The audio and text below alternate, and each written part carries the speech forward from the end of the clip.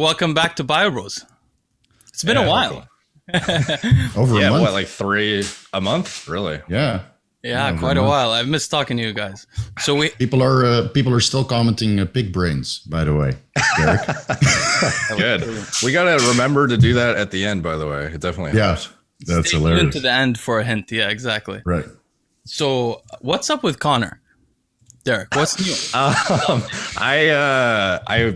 I wish I watched that full Jane video that she uploaded. So there's a girl and forgive me if I get some of the details wrong, because frankly, there's too many things to keep up with at this point.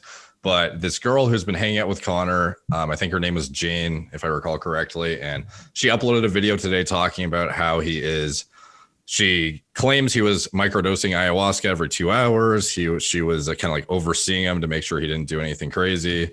And he was, what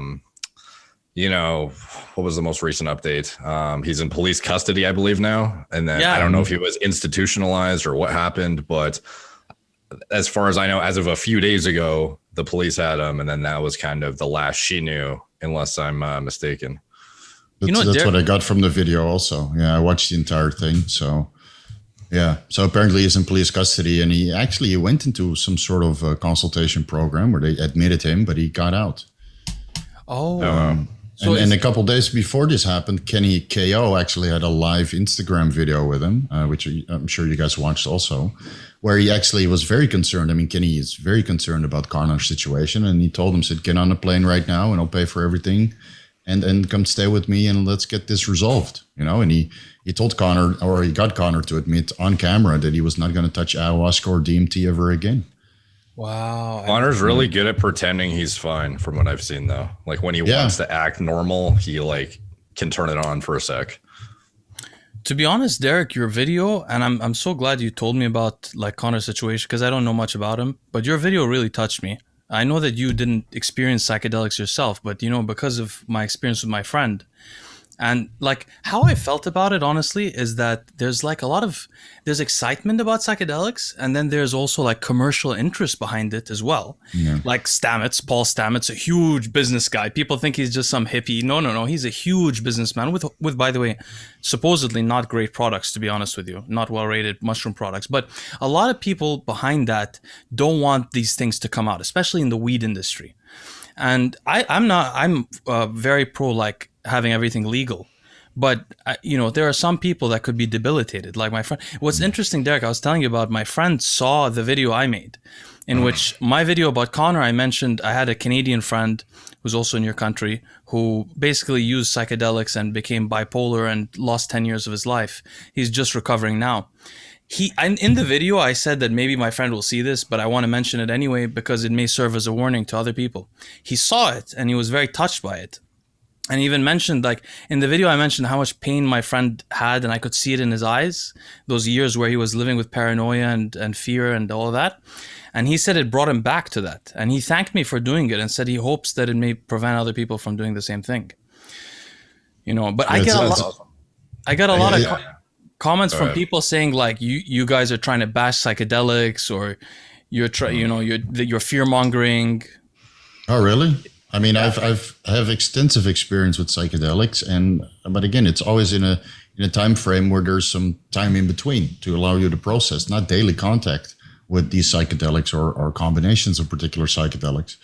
And it's, in my surroundings, I saw people get addicted, but it was usually to weed or alcohol or cocaine or even MDMA, right? The party scene in Holland was huge, but I never saw get anybody addicted or frequent use of LSD or DMT or ayahuasca or mushrooms even. And then back then, microdosing was not of the question.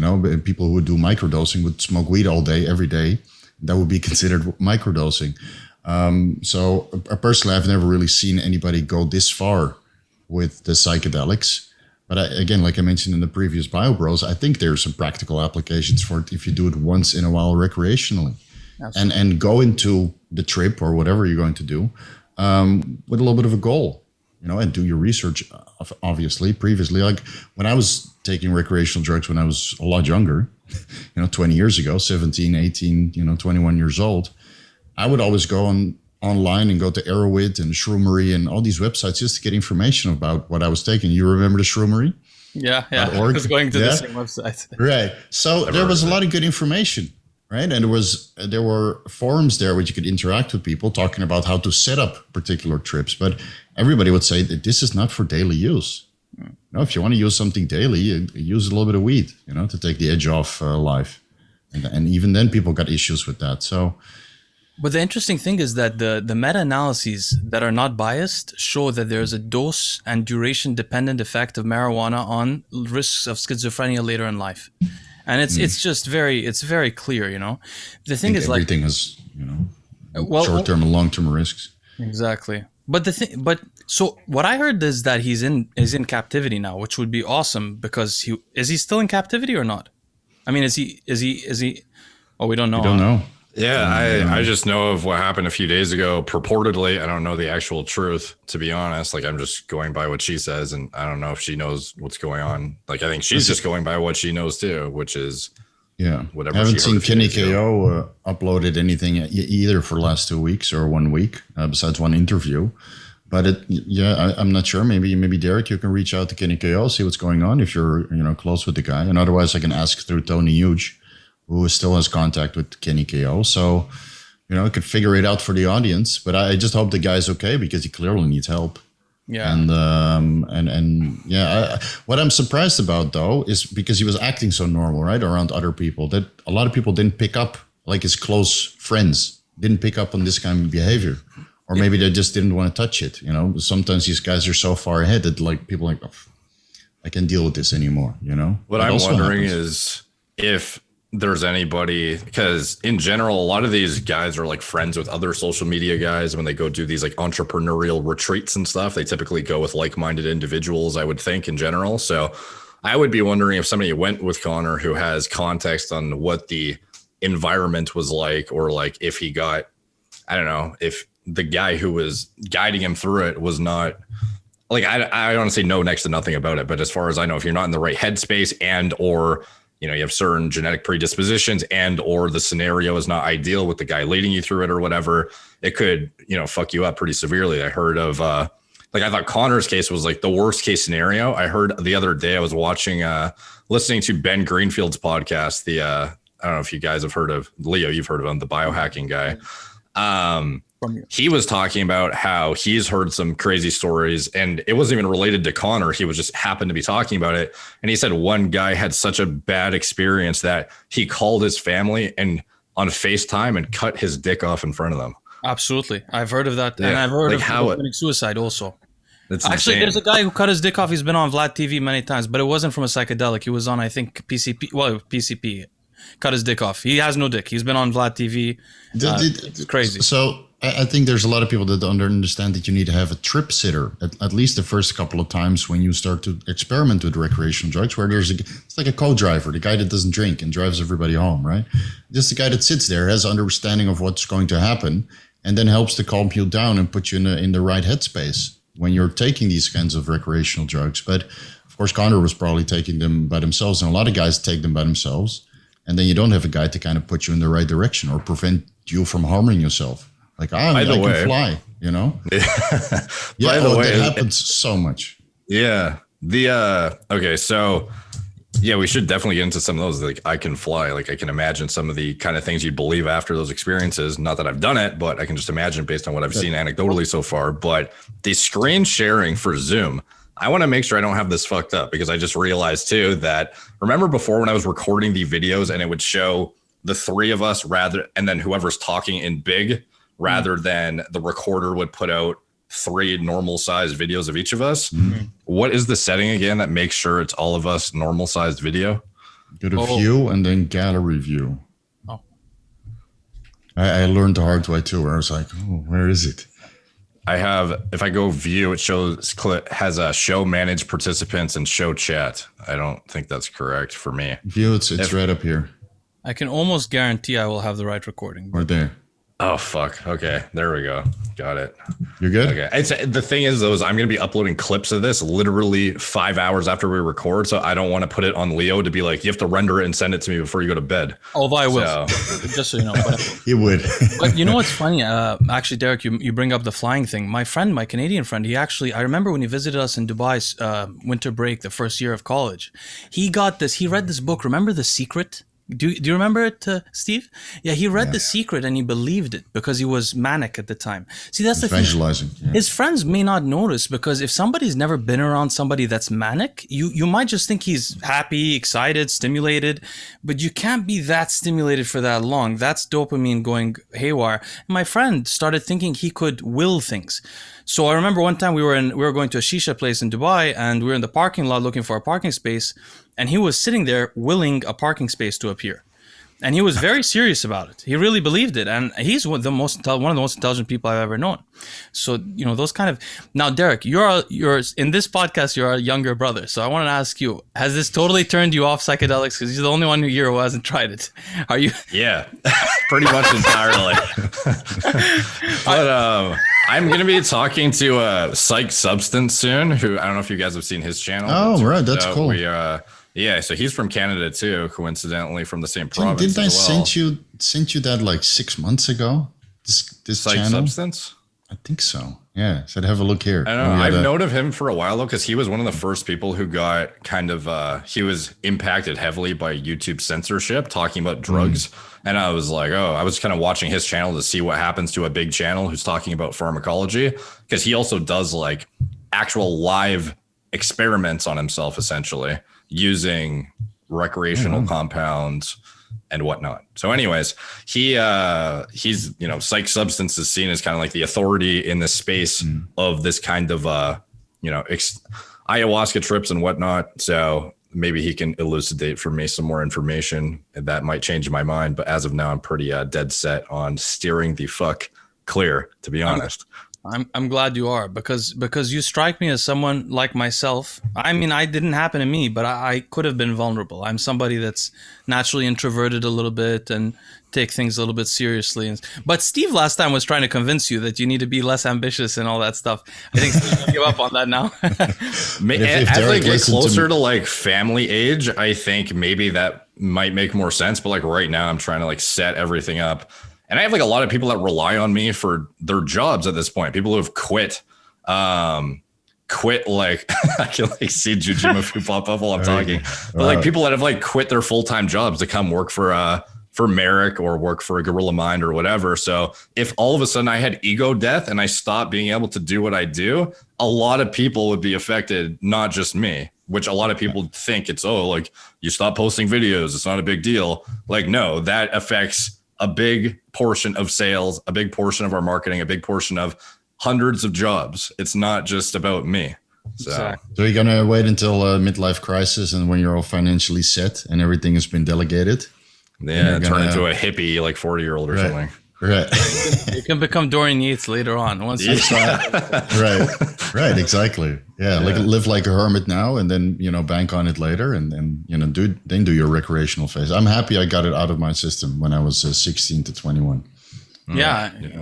But I mean, that's what I meant about not about losing your ego and then not being able to be ambitious enough to take care of the people around you. I mean, I wasn't talking about like having a little bit of money, but say you had a child who got, because when people get ill, it's not that you need a little bit of money. Your insurance will not cover the best hospital. You live in California, the best hospital isn't in California. It's in Massachusetts or in Ohio or somewhere else. You need to pay for that out of pocket. That could be millions of dollars. If you haven't been ambitious and doing all that, you have children, you have a wife, what happens when you can't give them the best medical care? Because you didn't work hard enough, because you were busy sitting in the woods or something. You know what I mean? That's my feeling. Yeah. But let's talk about Guy on a more pleasant. Actually, I want to talk about your finger first. What's going on? It looks pretty mangled, dude. I keep trying to share my screen. Yeah, it's hard to share the screen with this finger missing. So what's going on? I was, I take things too seriously. I warned myself this would happen, but so I started working out again a little bit, and of course, pops into my mind. I closed the COC. You know what that guy? You know what that is, guys? The gripper, the Captain or Crush gripper 2.5. Anyway, the 3. I've seen the grippers, but yeah. Anyway. If you close the 3, you get your name on a list. I closed the 2 when I was like 17, and I closed the 2.5 with both hands very easily for many times, but I never closed the 3, so I never got a certification. Everything I've ever done, I've never like take in lifting. I've never taken it to the level where I did anything. So I was like, so it's almost like one of those restaurants where you eat like a giant plate of food and you get on the wall. It's like it's like the power lifter or like arm wrestler equivalent of that. Exactly, right. It is. It's your picture right there, Yeah. Now the 3 list is big, but there's only like 5 people who close the 4 ever. So it's actually, RVJ, the guy you made a video on, he's closed the 4, but he's not certified for it. But he's claimed to close the 4 before. Anyway, so I was doing some grip stuff and all that, and I was doing some arm wrestling training, and my the device basically snapped off my finger, so it jumped. Ooh. I was moving full force, and I basically poked my arm wrestling table full force. So I thought I broke my finger. It was really, I took a picture. It was ridiculous. It was like bent, but apparently dislocated, like sticking out. No, apparently I've just torn a tendon. I don't know for sure. It's really upsetting because I know this is weird, but I really like my hands because I used to be really into hand strength and arm wrestling. So this is very upsetting for me. It's like I was. Don't worry, it will heal quite fast. It happened to me as well with my pinky, where it just stuck up like this, and it's like 3 times it's been dislocated. So every time it dislocates and then it sticks up, and I'll have to forcefully like you're opening up a bra with one hand, basically the same thing. So you have to flip it underneath here, right? This is like a little technique for the pickup artist guys out there. You just use it, right? I'm sure everybody knows. So I had to do the same strategy on my pinky and then put it back into place, but then it would be kind of loose, on one ligament, not all 5. So once it goes off, it's never gonna go back normal. No. 5 to 6 weeks, you'll be okay. Put some TB 500. So that's why you asked the tendon question, right, in the show notes. No, but that's why we're discussing. That would be a good segue to Antoine if we were going to talk about that now. Yeah, that's true. We could talk about. So what happened to Antoine? He hurt his other bicep. I don't know. I just saw a post on Instagram the other day. I log in, and he's like, "It happened again to my other arm this time." So it wasn't even the arm he tore the first time; it was his other bicep. So I don't know what he was doing. You didn't make a statement. Checked. Yeah, he didn't put up a lot of detail. He was just like, it happened a week ago and it sucks, but I'll get through it and it'll be fine. But on the positive side, I mean, he fixed his other bicep quite well to the point it was not noticeable on stage. It was barely any size difference, So I'm sure he can fix both, and now it will probably look more symmetrical. But it's as a big bodybuilder, you're just a little bit fragile. I love that guy, by the way. I love Antoine. I watch his videos. Time. Yeah, I watch his videos about addiction and stuff like that. I love him. I wish I could get him on my podcast. He just strikes me as such a good person, such a open-hearted person. And it breaks my heart that the guy, he went through all of this, and then he comes back to bodybuilding, and life throws him life throws him lemons. He's making lemonade, but he keeps getting lemons. You know what I mean? Right. And he makes the most of it, He documents the journey back up, and then he competes again. He looks absolutely phenomenal. Makes it to the Olympia stage. Should have placed way higher than he did. Very controversial placing at this year's Olympia, and it's just unfortunate because everybody wants to see the guy succeed. Antoine is like one of the most loved guys in the fitness industry. Deservedly, yeah. What did he place? I think out of the top 10, 14th. For sure. Yeah, he has some legs on bottom. He has big legs. The problem is great. His muscle maybe it's not so round, but he's very big. And he's tall. Just needs some time. I mean, he had a down period to take care of his addiction. And then you have another down period to take care of your bicep, and now he'll have another down period. So the muscle maturity just doesn't have time to set in because he doesn't have these 5 years in a row where he can just kick ass in the gym and. Or if he starts, after this and there's no setbacks, then he can really work on the muscle maturity. And I think what age is the guy? 29, 30? No, he's like 33 or 32. He's younger than I am. Yeah. Might be 30. He might be turning 30. I think he's born 87, so he's 34. He's older than me by a year. Yeah. Yeah, when I was a teenager, I used to watch him prepping for the Canadian Nationals, and I was like, he was my goal physique when I wanted to crank my face off. I was like, oh, this guy is the shit. And I literally watched his Simply Shredded videos, and I was like, I want to look like this guy. And then I soon after realized that there was no way it was going to happen because of genetics and because of the sheer drug exposure that I was not willing to put myself through. But for a while, him was like, I'm not sure you didn't have the genetics, to be honest.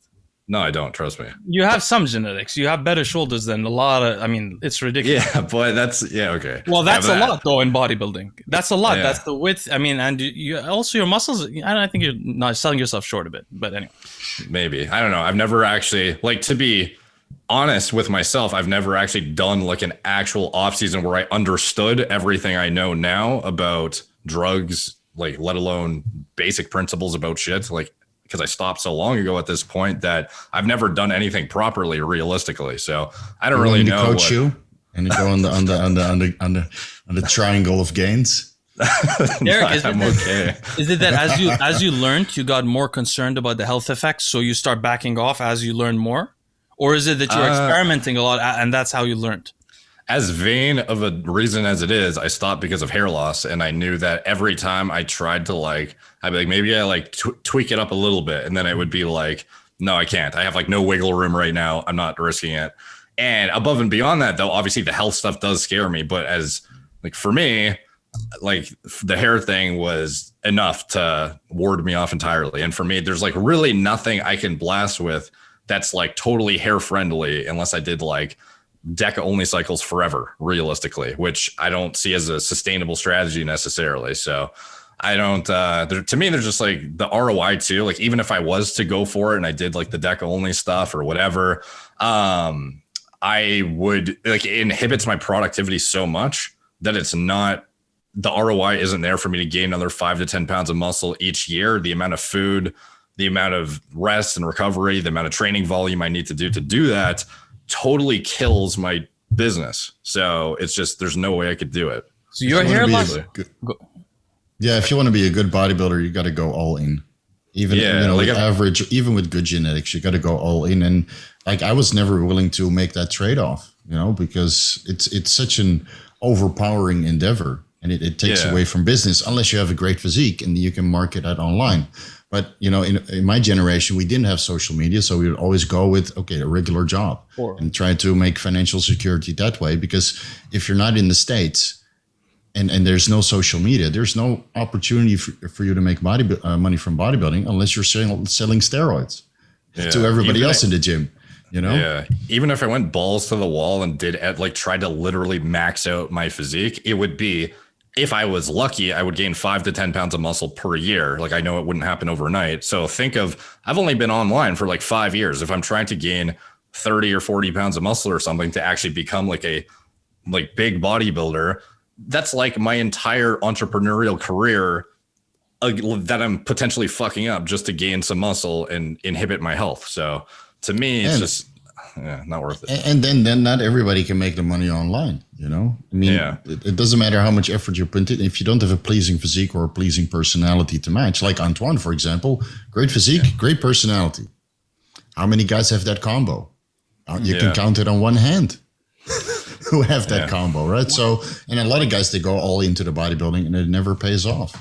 What I found interesting is you mentioned the hair. Your hair is like my autoimmune condition. Whenever it's interesting, there's a benefit to having a weakness like that, in the sense that when I know I'm doing something unhealthy, I immediately feel like my joint hurts or I get psoriasis. I'm like, okay, my wife won't notice because she doesn't have that, that weakness that she. Yeah. Second thing I was going to say is the first time I saw Antoine was much later than you. I was on the GH15 boards and they posted a video one day. I don't know what, this is such a weird video, but I remember it like yesterday.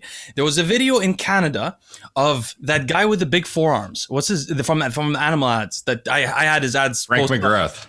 He was my hero when I was younger. So it was Frank Mcgrath, I think, or maybe it wasn't him. Yeah, he was in it.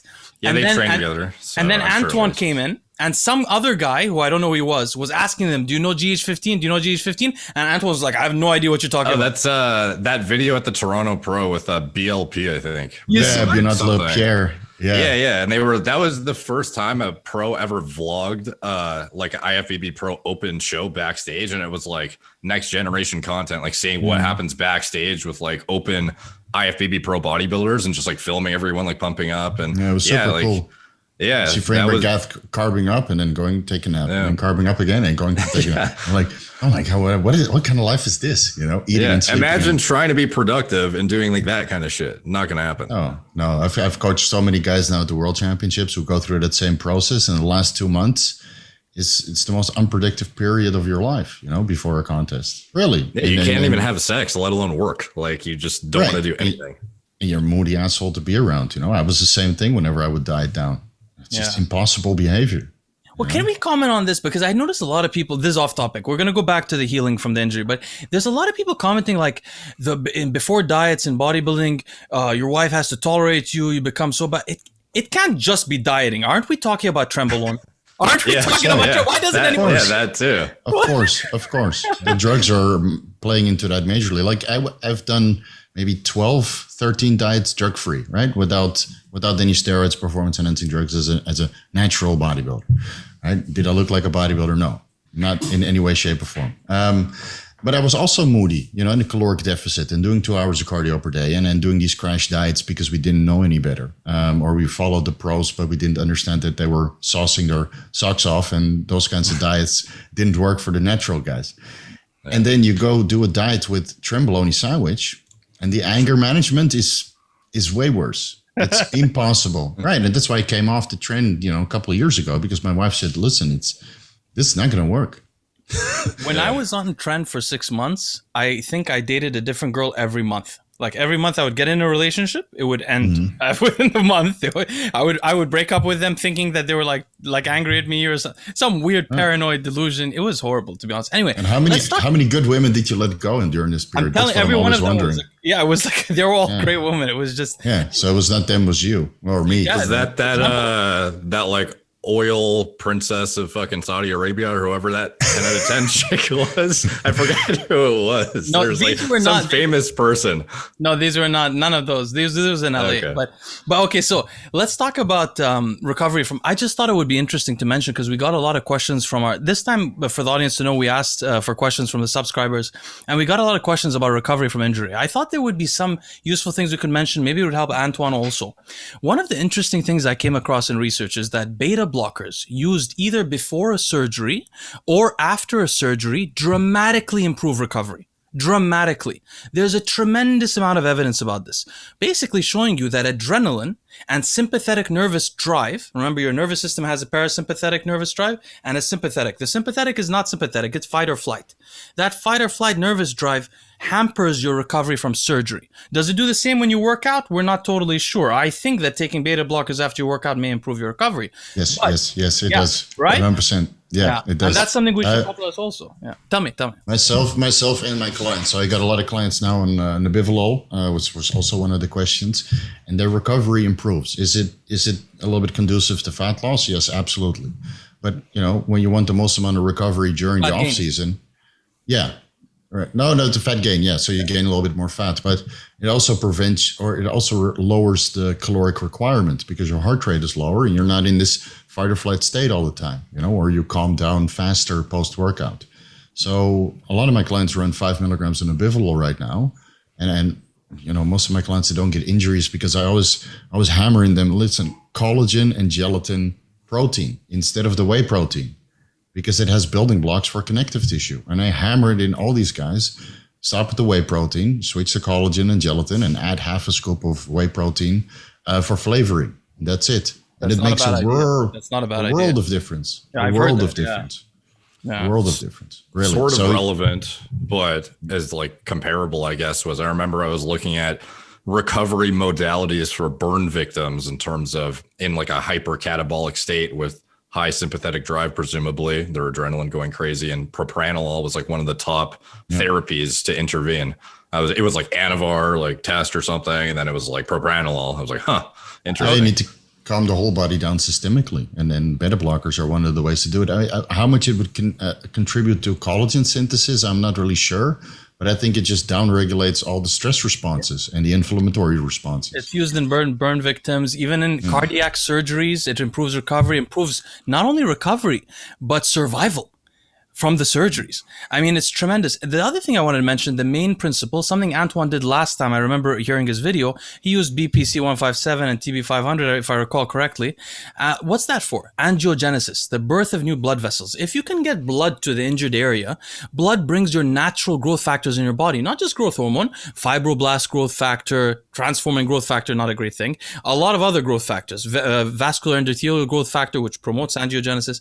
So you really want more blood vessels. Now, generally, do you want a lot of blood vessels? No, because angiogenesis promotes cancer formation. That's the big fear. It's one of the reasons you don't take growth hormone all year round. Well, Steve does, but not all of us do. Take a little bit. He takes a little. He likes growth hormone, but just a little bit. The reason I don't. Yeah.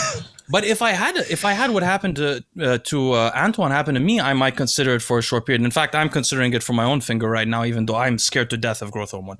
But the angiogenesis is really interesting. Now, I don't understand the compounds BPC and TB that well. I haven't studied them that well, but I know a lot about erythropoietin. I studied that a lot. I'm very interested in erythropoietin peptides. By the way, if anyone watches this and you're an entrepreneurial person, try to make an erythropoietin peptide. You can go to my blog and figure out how to. They're not all patented.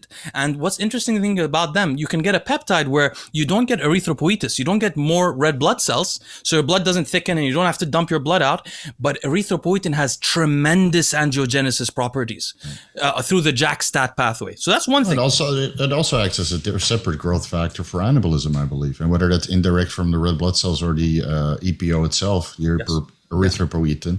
So if you want to recover an injury, there will be a temporary period with the TB500, the BPC, and perhaps Anavar to promote a little bit of collagen synthesis, but at the efficacious dose, 10 milligrams, 20 milligrams, not the burn victim dose of 180 to 240 milligrams per day. Oh, they take that much, huh? Yeah. Wow. It's very high. Yeah, well, we should talk more about Anavar. We'll talk more about Anavar when we get to pre-workouts later. It's an interesting subject. But another thing I want to mention is growth factors. What do growth factors do in the body? Everybody thinks about growth factors splitting our cells up. They do other things also.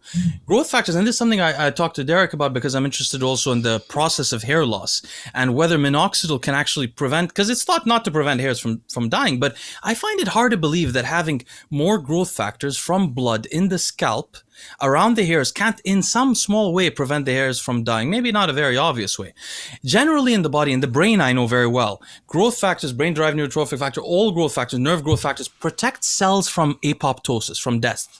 So when you get an injury, if you have higher growth hormone levels, you'll get less cells dying, not just cells dividing. So two different things. Now you can get the growth factor from growth hormone, or you could get your blood, as we said earlier, closer to the area, which is why right now I've injured my hand twice or three. I'm trying to do it 3 times a day, but twice a day I'm putting my hand in ice water and then in hot water, ice water, hot water, repeatedly, and then getting the blood in there, because that's the key factor, And the final thing is our question from the audience was actually about MK677. The guy was asking, should somebody use MK677 if they do a surgery to recover from the surgery? I think that MK677 is not really what you want. That's a ghrelin mimetic. Ghrelin is a stress hormone. Ghrelin will turn on your sympathetic nervous drive. If you're not using beta blockers and all that, you're putting yourself in a stress state. I use MK677 to upregulate dopamine in the brain because of the sympathetic nervous drive. Growth hormone is separate from ghrelin. We need to start thinking of MK677 as ghrelin. Ghrelin does produce growth hormone, but it also produces ghrelin. What do you guys think? Yeah, that's a good point, because I was thinking logically, well, as far as differentiating the different impacts of GH inherently versus the downstream IGF-1, in terms of injury recovery, what is it? Mainly the growth factor 1 that's going to be inducing the properties you want in a recovery aspect, rather than the obviously from a GH aspect, and you think of lipolysis, that's more from the GH parent compound, right, versus the IGF-1. So my thought process before getting into which is more responsible for the recovery, I was thinking for you, because you don't want your IGF-1 severely elevated, MK is from what I've seen personally, disproportionately good at raising your GH levels versus your IGF-1. Yeah. So the IGF-1 elevation is not that significant, but the GH you get, I personally notice my hair grows much faster on MK677 than on a high dose even of high quality GH. Really? So every single person I've talked to that compares the two notices the same thing, but your IGF-1 on paper will be much lower. It'll be within the therapeutic reference range, all but at the top end. So, Well, Derek, I have a little secret for you. My IGF-1 receptors don't work, so it doesn't matter. oh, I'm okay. deficient. I could have Like- as much IGF-1 as I want. So I was thinking hypothetically, if it mattered, you would want to keep if you wanted to keep your IGF-1 lower for whatever reason, the MK might make sense because the actual GH properties, I do find, at least in some context, when it comes to the fountain of youth qualities you commonly hear about, like the hair growth, I notice it more profoundly from MK. However, the Ghrelin aspect, totally forgot, even though I've literally wrote an article on it about how it causes, like literally can induce PTSD type like symptoms essentially. And at least in rodents, it was used in like that fear model or whatever it was to induce like literally induce PTSD in them. So for somebody trying to recover from anything, obviously it's probably not an ideal choice, anything that leverages Ghrelin specifically. So I would agree entirely on avoiding it. Do you think also the water retention and the potential for insulin resistance would be kind of counterintuitive to recover a particular injury? Because if you get additional water retention and this insulin resistance, then a lot of the nutrients are not going to end up in the tissue you're trying to recover. Yeah, the MK seems disproportionately bad in terms of getting you insulin resistant quickly. But you don't have to inject, so it's easy. Well, because it thinks you're hungry. It thinks you're starving. Yeah. That's what happens when you fast. The first 2 days of the fast, that's MK. Like you guys don't worry about the GLP-1 agonism and chronically like releasing insulin from that? Like, isn't that partially how it works? It doesn't change your blood sugar at all. I not about the blood sugar. I was concerned about the insulin effect. Yeah, same. That's what I'm like, as far as in my head, logically weighing out the pros and cons, I'm thinking, okay, heavy duty stimulant abuse kills my appetite. GLP-1 agonism also kills appetite, but I don't fuck up my heart or my brain. But then I have this chronic bleed of insulin. It's like, wait a minute. Well, so insulin still responds to serum. Yeah, I know, but I'm glucose. saying in a. But bro, the thing is, I'm not saying you need to abuse the fuck out of them. You're underestimating the power of the GLP-1 agonist. I don't think you can tolerate it. I mean, it's so powerful. The dose I took, I can't. That's why I'm taking it. I can't eat if I take it, bro. The amount of stimulant you need to get that from the GLP, you probably microdose the GLP, you'll be fine. Like it's a very low dose, really low. Okay, so maybe I shouldn't even talk until I've tried them. Okay. It's so powerful. You're gonna be so happy with it. You're gonna be really happy. Yeah. To come back on the insulin secretion, so it promotes insulin secretion in the presence of elevated serum glucose concentration. So I've taken the GLP-1 receptor, the liraglutide one. Now I'm experimenting with the semaglutide.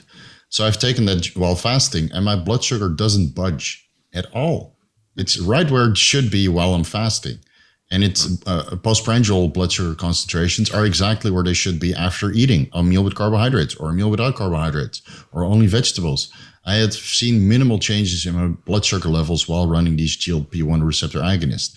Now you add in clenbuterol, right, for fat loss, which raises glucose concentrations in the bloodstream, or growth hormone. Now serum concentrations are more favorable compared to not running the GLP-1 receptor agonist. So I feel that it helps with gluconeogenesis. I guess hypothetically, if you're using a GLP-1, even if you get some insulin bleed, it's probably negligible compared to the insulin release you get from actually eating the food that you're not otherwise eating now because you actually have the appetite suppression from the GLP. Right. So it probably, right. And plus, even if you're fasting, you're still releasing how much? Maybe 20 units of insulin per day, or 5 units. I think there's like a baseline insulin secretion that occurs unless you're type 2 diabetic or type 1 diabetic. There's always a little bit of insulin release, even when you're fasting, because you get glucose through amino acid metabolism or glycerol metabolism or gluconeogenesis or whatever bleeds from the liver. Glycogenolysis. No, yeah, of course. Is that what it's called? I think so. Glycogenolysis, something like this. Glycogen released from the liver into the bloodstream. Yeah, but I think the whole reason we're having this debate is just because Derek didn't realize how potent it is. So when it's that potent, you're not going to eat. So if you're releasing a little bit of insulin, it's fine. And if you take a much smaller dose, I mean, I really think. Plus, the long-term studies don't show. I don't think they show any insulin resistance. Right, Steve? No, there's issue with pancreatic cancer and thyroid issues, but because some people just eat through the nausea. Yeah. Those are people with type 2 diabetes. Weight, though, that it improves like every metric of like insulin resistance. So I don't think you could gauge it by that, anyways. And these like my hemoglobin A1C came down, a couple points, to 4.7%, something like this. Are you still using it, by the way? Like, you're not on you asked me to try the semaglutide, so I added in 0.5 milligrams last Monday, but it's not as efficacious as 0.6 milligrams liraglutide, but that's daily, so the compounding dose over the course of a week is way higher. So let me try 1 milligram. And not the oral, obviously. Oh, the injection. Yeah. I, for every oral that somebody else takes, I do an injection. So, Derek, I wanted to understand what happened with you made a video about Jujimufu's video, and then he commented on your video saying, like, I was just trying to explain, basically explained why he never mentioned steroids or growth hormone or anything in his video, or insulin in his videos. Then Greg Ducette made also a video, which I found a really interesting one, in which he says, like, look how Derek titled this video. And so I didn't know, what he meant there, right? What did that mean? I don't So yeah, like sometimes the videos, like the titles are quite like, obviously everyone knows what clickbait is. So Juji, what he did, and by the way, you would think I know how to say his name properly by now, but apparently is it Jujimufu? Yeah. Like I always goes jujitsu motherfucker. Jujitsu mofo. Like I said, Jujimufu or something, and then people were like, "Yeah." Well, I don't know. And apparently,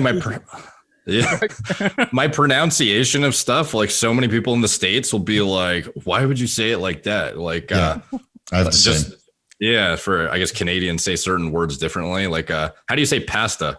Is it like I say pasta? No, pasta. Yeah. Pasta. Yeah. So like people say I'm weird for saying pasta. They're like, what the fuck? Yeah. So stuff like that. Anyways, Jujimufu, he basically he made a video talking about. Wait, can we stay on the accent for a second? I just want to ask you. In Canada, you guys have some really interesting accents, though. You live on the west side, so you guys sound like Americans to me. But what is that accent where they sound Scottish? Just straight up Scottish or like Irish? Have you ever seen How I Met Your Mother, the TV show? Yes. Yeah. So they, the character Robin, whenever she turns like into her Canadian character or like does something really Canadian, she talks like it almost sounds Scottish. No one sounds like that I know. It's just like a huge stereotype. Matt Mask, he's an arm wrestler. I'll show you him later. He sounds just like that. I hear him all the time. He cuts trees for a living. I don't know where. Maybe people like really north. I don't know, but people down closer to the border are very, I don't know, U.S. like. I don't know. They're very American sounding. At least I would like to think so, except for when they say pasta, apparently. So, anyways, with Jujimufu, he posted a video. Basically, the thumbnail is him multiple years ago at 200 pounds and then an arrow going to him at 260. So it's obviously not the bulk that he just did. It was like a life's worth of like enhanced gains, which is fine. To be honest, I've used like my peak bulking, like 20-year-old pictures versus multiple years later pictures as before and afters of stuff too. But his title is the main thing that everyone was kind of annoyed about, because instead of just saying, he was like, what was it? It was like, it was about his bulking that he just did and his progress, but he literally wrote how I got this big, like as in all encompassing. This is how I got this big. I'm going to explain it all, the step by step in order to get this big, what goes into it. And then instead of just saying at least one part in the video, obviously during an off season, it involves like some enhancement, like, I'm not going to get into it or anything, but as you guys know, I've never claimed natural, blah, blah, blah. Like you could just say like a 2-second thing. He basically talks about his diet for 30 minutes, breaks down how he titrates his calories and blah, blah, blah. And, a lot of the people in the comment section were like, I don't know why he just doesn't address it. It's kind of messed up that he doesn't talk about it. And like, I'm sure in the past he said multiple times he's not natural, but it was just the fact that the title clearly was a breakdown of why I made this much muscle gain this off season in particular, how I did it. And then it was just about food and sleep apnea. And by the way, the sleep apnea portion was great because it gave me like a catapult to talk about sleep apnea on a post that got like 300,000 views. So I was happy about that because normally my sleep apnea posts suck. They don't get any views whatsoever. So that was cool. But obviously the main reason everyone clicks is about the steroid thing. So he basically didn't say anything about his natural status or not, which to be honest, is that a big deal? That was kind of the point of my video, was saying like, do you even give a fuck? And go ahead. I think as you get more popular in the fitness industry, you're you got like a 40-minute disclaimer before you can actually get into each video, so you can address every statement that you're going to make from multiple different angles, so there will not be an outrage afterwards. I think people are very hypercritical. I made a video about this, very hypercritical of the people that they follow. And it's not like Jujimufu made a video stating like, I got this big because of GoMad and I never took any steroids, you know, and he did it in his best intentions, but there's always a little bit of clickbait involved. So Otherwise people are not going to watch it. And if you want mass appeal, you can't really talk about steroids, because the more people that follow you, the more people are going to copy you. But if he had that exact diet he followed in his video from his starting point, he would have lost muscle and got fatter if it wasn't for the steroids. So when him saying how I got bigger. No, let's be more specific. He probably wouldn't look like he works out in clothes if he did not use any steroids whatsoever.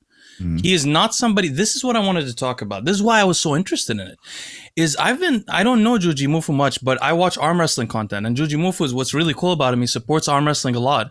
By the way, he's a really interesting guy.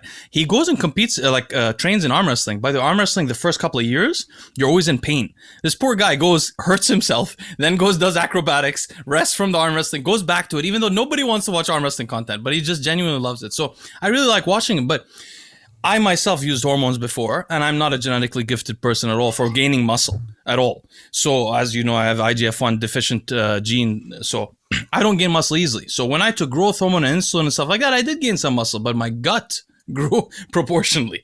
I didn't, and what you would see when I would gain muscle, I don't have pictures when I was, my most muscular, but what you would see is I would have shoulders or a back, and my arms would be comparatively smaller than my shoulders and my back a little bit. And then you would see the gut is matching my back and my shoulders a little bit. What I found interesting, I want to show you guys.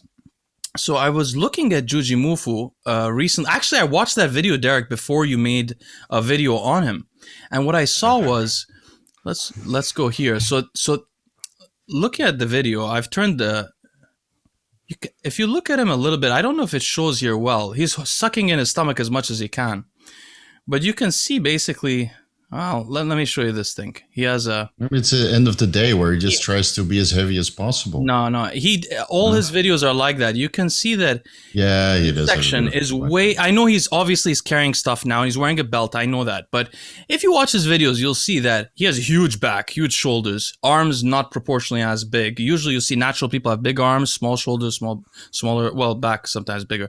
But I don't know if you'll see him at the end here. But his stomach is always out. And it is quite big, but his pictures on here, they're not so clear. I don't know if we'll find a good one. Well, he's done a lot of heavy lifting also in his life. So you can expect a little bit of a wider waist. And especially if you use the belt a lot, you're just always pushing against the belt. And I think that is also contributing to having a little bit of a bigger stomach compared to average. Maybe like you said too, is how he's naturally not a guy who's meant to be like massive. So the amount he needs to push himself to get to that point to where he looks big gets him that visual distension quicker than the average, like genetically blessed individual who might not need to push as hard to build that equivalent physique, perhaps. I also had distension like this when I was 255. When I was 115 kilos. Yeah, I had distension too. I'm not on YouTube making videos all the time, me lifting heavy stuff. But there's always a little bit of distension involved when you start to break past that plateau where your body feels comfortable, and then you start to force it with food and perhaps drugs and heavy lifting, and everything starts to hypertrophy, including the face. So I'll be completely honest with you. That never happened to me till I touched growth hormone. Never. When I touched growth hormone and insulin, I remember once I was out on a date in LA, going to a nice place with a new girl I just met, and I injected some growth hormone beforehand, 5 units or 10 units. And I went out thinking I'm going to have a nice night. We were going to a couple of places. It was like a Friday night, and I couldn't fucking breathe. I was sitting there and I felt like I was pregnant. Now my wife's pregnant. So my wife tells me these stories all the time. I'm like, don't worry, I've been there. She's like, how would you know? I was like, I swear I couldn't breathe. Something happened where it just bloated up, and you can see guys on growth hormone all the time breathing hard like that. Milos, look at Milos. Milos is always, his chest moves every time because it's compressing and your heart is filled with water and you have the stomach compressing on your lungs. So your whole torso is heavy. Yeah, I only ever felt that when I took growth hormone. When I didn't, I could overeat. I would get a bit of a belly, but I wouldn't get the belly that starts under your pecs. That just I starts had there. it in And the off season. you know what I'm talking I about? had it. Yeah, yeah. Of course. I mean, I've tried many peptides, and especially at higher doses. Like, we can only speculate on what Jujimufu is running, but obviously there's some pharmacology involved, and I'm sure that's contributing to his waste. But a gallon of milk per day, if your body is not really absorbing all that lactose, I would do a gallon. I did it for 6 months. I never got that look till I touched the growth hormone. Oh, really? Okay. Never. I would do a gallon of yogurt per day because the probiotics help you digest the lactose. Maybe you can get a leaner stomach that way, you know? One thing to clarify about his genetics, though, too, is this is in the context of like an open IFBB pro bodybuilder. I would say personally, like, I don't think has bad genetics at all. Like, if you saw him as a baseline natural, he's better than 99% of average humans. Yeah. He has good genetics by layman standards for sure. It's just by relative to like an open top pro like Antoine, who he's like best friends with, which actually, by the way, is how I found Juji to begin with. Was him and Antoine used to do tricking videos when they were teenagers, and then as they would always do like these nuclear summer videos where they just like do flips and shit and do like deadlifts and like throw stuff around. Awesome. Yeah, that was like one of the first like hyped up like cool bodybuilder videos I saw back when I was a teenager. And anyways, that's how I came across him. And he was always genetically like not as responsive to gear, for example, as Antoine. Like, Antoine was clearly a hyper responder, and Juji is like a reasonable, average-ish, not average, like reasonable responder. And that's why Antoine's, an Olympian, and Juji is, I guess he's starting to compete now, but prior to that, he was more of like a recreational, not gym rat, but he was like the acrobatic guy or whatever. I think I would look exactly the same as Jujimufu. If I was 260 in the off season and that lean, I would have a stomach as well and a big back. You have bigger arms. You have bigger arms, and you have bigger. Yeah, just bigger arms. Absolutely do. The overall structure would be very, very similar. You have big. What I mean to say is this, though. When I'm sorry, I didn't mean to say his genetics are horrible. What I meant to say was that, honestly, guys, how often do you see a guy who's a natural that works out and he's wearing a shirt and he works out, like a full shirt? Like, how often do you really? The only guys I've ever known, I'll be honest, are black guys. To be honest, that were natural. I knew one black guy I mentioned on the Boston show. I think I mentioned him when you were there, Steve. Yeah. That black guy. I knew a black guy in LA. Dude, this guy's lats, they hung like this thick off his back. And I swear to God, all he did was pull-ups every few days. He had a chest, like, it was so deep, 3 inches. He had full abs. His shoulders were capped. And I went to the guy and I was like, what do you do? He's like, I do a few pull-ups here. He didn't eat anything. I mean, it was real. There are people like that. Deja vu. I literally watched this clip like an hour ago while I was eating my dinner. There are people like that, but I've never seen a white guy like that. Like, most of guys, like, honestly, if I worked out natural, if I was wearing a shirt, you wouldn't know I worked out, a full shirt. You wouldn't know. And most guys, you wouldn't know. That's what I meant to say there, is that it's a lot of it is the drugs. You know what I mean?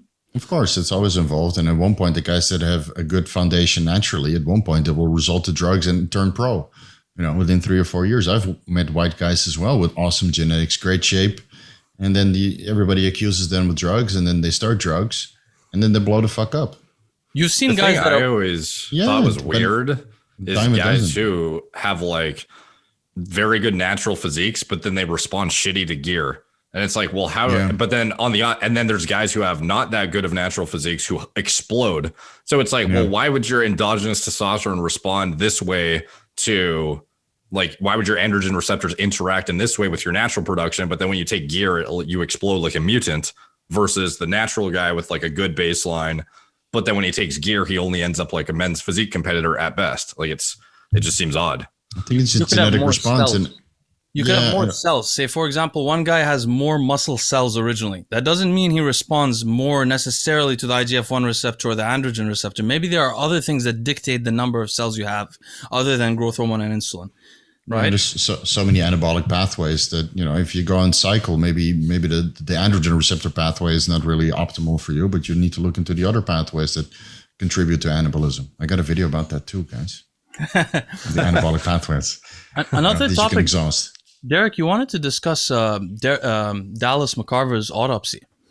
Oh, yeah. People, it's sort of been resurfaced as a topic because his blood test, and I was like typically when you see these kind of units of measurement, you would look in something like you wouldn't see it in a blood test typically. Like it was nanograms per milliliter, I believe, if I'm not mistaken. And then when you convert it, people are like, oh, 550, that's nothing. And then you convert it over to nanograms per deciliter, and it becomes 55,000 nanograms per deciliter of testosterone. But then so if you scroll down. I'm sorry, guys. I'm using like a half finger. No worries. Yeah, if you keep going down, what's really weird is the guy who posted this, his account has been banned. Anthony Roberts from Medium. I don't know what happened, but anyways, if you go down, he gets banned everywhere. Really? Yeah, he gets banned in Professional Muscle and in this website and that website. What do you do wrong? Do you know? I don't know. He pisses people off. He is probably the first guy that talked about combining thyroxine with growth hormone. I think he's the one that brought that to the fitness industry. I remember reading it. Are you thinking of? Are you thinking of? It's Anthony Roberts, right? He used to write like steroid blogs. No, aren't you thinking of what's his fucking name? The guy who made THG? Is that not who you're thinking of? What's that guy's name? Oh, Patrick Arnold. No, yeah, that's not who you're thinking of. Maybe or Mike. I don't know. A lot of these Mike guys Arnold. For some reason. A lot of Arnolds. Yeah, I don't know. Not that this guy's name is even close to that, but I mean, for some reason in my head, I was thinking, I thought this guy just reported on news, didn't do like pharmacology information. I think Anthony Roberts is one of those old school steroid bloggers. Anyway, so this is his blood test results. If you go up and you see everything's negative except for testosterone, and it's kind of interesting because this is literally like a sports panel almost. Leo, if you go down a couple. So there was down one more page, and then there was testosterone, and then there was trenbolone. Yeah, so here, scroll up a little bit. So stop here. So testosterone, 550 nanograms per milliliter. And then the interesting thing, though, is that testosterone to epitestosterone ratio, epi-T is not affected by the injection of exogenous T. It stays stable. So this is how you would detect if somebody's doping or not. And that's why it even says there it has that ratio.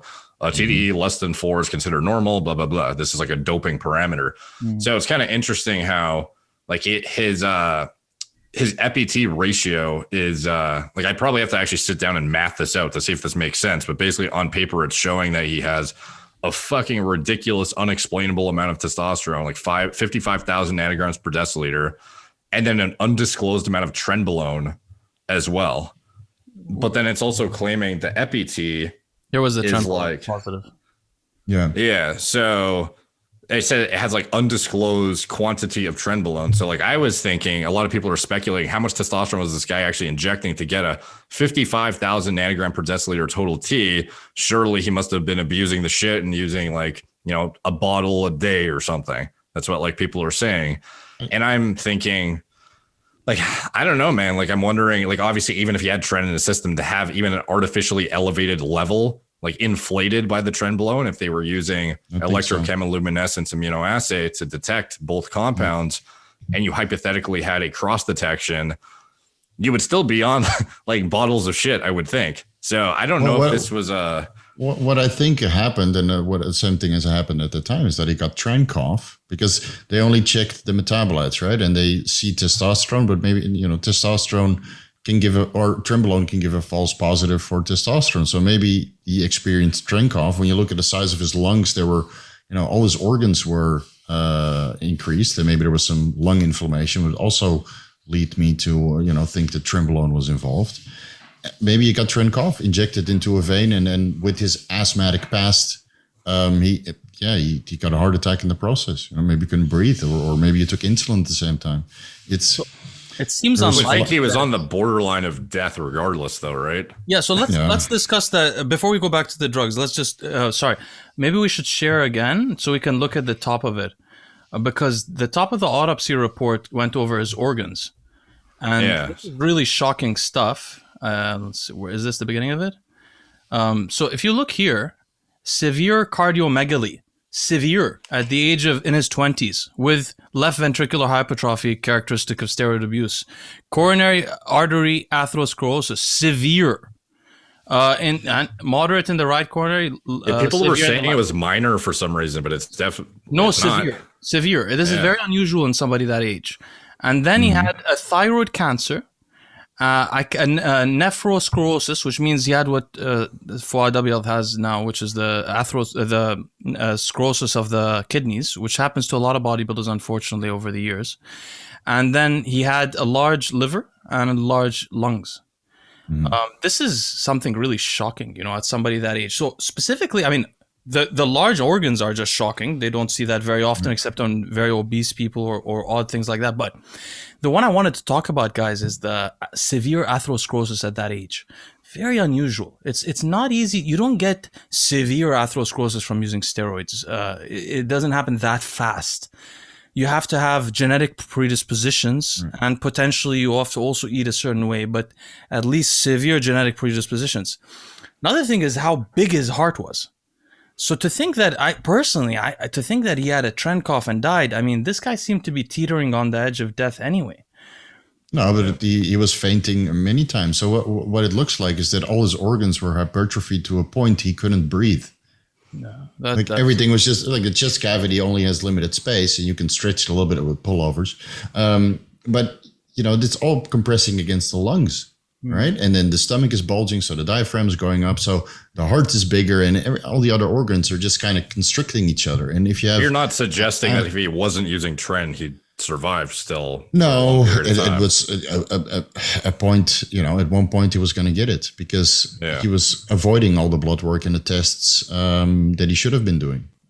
I mean, let's talk about, wait, Derek, please continue about your theory about the Trenbolone and testosterone. So how are you thinking that he got that? Because what I wanted to just throw out there is I have a friend who's a professional athlete, and he takes 10,000 units of testosterone a week. So that does happen, brother. It's not like it doesn't happen. So and that guy's not as big as Dallas, and he's a professional athlete, world record holder. So and he's good at what he does. He takes 10,000 units of 10,000 milligrams of testosterone a week, and he doesn't, and that's when he's taking just testosterone. When he's not taking just testosterone, he'll reduce the testosterone 5 grams, something like that, and take a couple of grams of Tren or 20 anadrols a day, or something like that. People do that. This isn't made up stuff. Now, we look at Dallas. I mean, maybe he was very gifted, and maybe that's why his organs grew. Maybe he had a great IGF-1 receptor, and he was such a hyper responder. But it's also possible that he took a lot of testosterone if he was just taking 2 drugs, right? Yeah. Or maybe he was taking a lot of Trenbolone, and it was confusing the results. I don't know. Well, the thing that makes no sense, I think it's partially Anthony Roberts' interpretation of the report. He's saying on the first page, his testosterone levels were within normal range at the time of death, despite having an elevated epitestosterone level, indicating testosterone replacement, though not abuse per se. So he's interpreting this as if it's nanograms per deciliter instead of milliliters. And that's why he thinks 550 is normal. And then the EPT is normally like around, typically you wouldn't even see it in blood because it would be urine analysis. So I don't even remember off the top of my head what a normal nanogram per deciliter EPT level is in blood. So this is just a wrong interpretation by him, in my opinion. But it's just the fact that they are I was just on it and then I got kicked off. One sec. Don't scroll for me. I'm like on my own screen looking at it. No, I was curious to see it again. Yeah, it's interesting that it's in milliliters, huh? Yeah, so if you convert that to nanograms per deciliter, why? Okay, I think Anthony Roberts' interpretation is actually just throwing me off because he says he has an elevated EPT, but it's like you would not have elevations in epitestosterone if you're injecting testosterone because it's upstream in steroidogenesis, not downstream. So I don't know if that's even a relevant point to make. The thing that I just find baffling is that he could have a 55,000, and I guess, maybe people do inject that much, but what's the probability it's going to be literally an even number like that, 55,000 flat? And there's an upper tolerable limit for many of these reference ranges. Yeah, so then that calls into question, is this the upper tolerable limit though? Because this is supposed to be a toxicology report that holds up in court. So would you not have literally the exact value? And there's some people who think this is a typo and it's supposed to be nanograms per deciliter instead of nanograms per milliliter. But then it's access forensic toxicology and see what the consensus is there.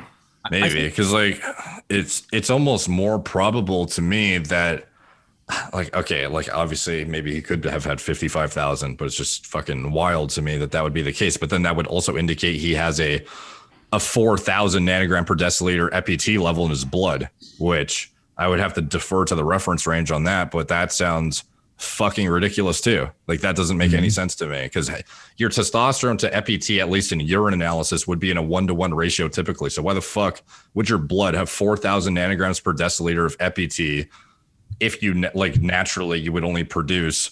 That means your steroidogenesis cascade is producing 10 times higher epitestosterone than testosterone. Well, testosterone, right? But it's testosterone is injected, right? So wait, that's a 400. Sorry, my math is off. Okay, so actually maybe that does make sense. So just so you know, sometimes people who have exaggerated cholesterol synthesis, they also have higher steroidogenesis. So maybe I do see that too. But yeah. But by the way, Derek, you know the time that I found out that this athlete was taking 10,000, it really shocked me, because I had spent years on GH15. I started to believe those guys were lying, and I thought people really didn't take that stuff. And the athlete that I'm talking about was my hero from when I was a child.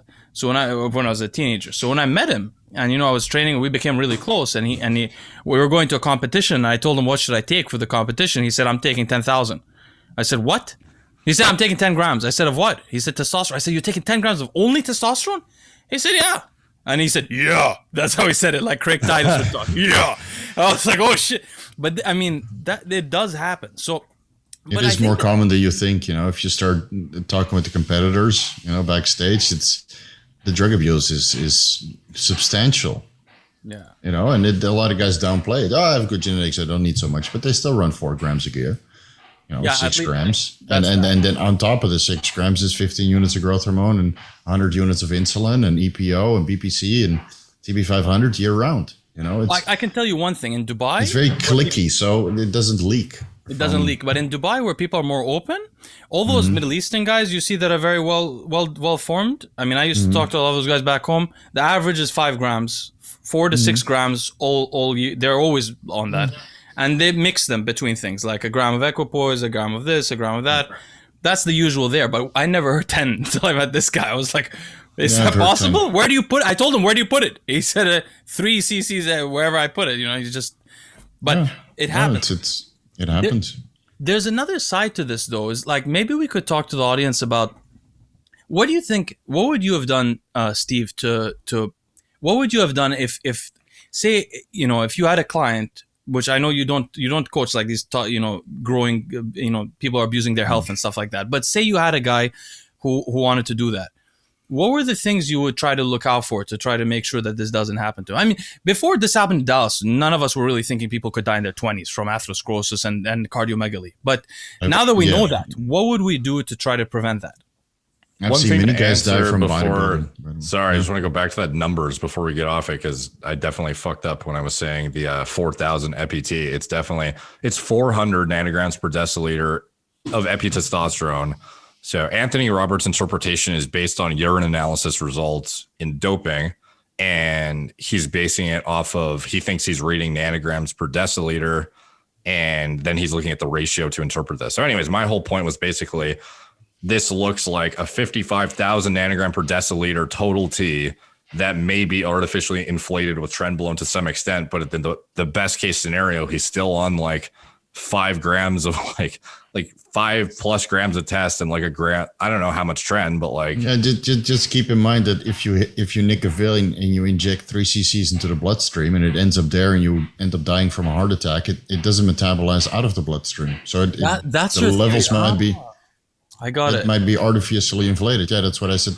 Because I'm sure everybody's gotten Tren at one point. Okay, I understand what you mean now. I mean, so it's like literally seeped into his. I just got blood. It too. Yeah. I was like, okay, what is that? I thought you meant like that's why he died, not that's why his blood test results.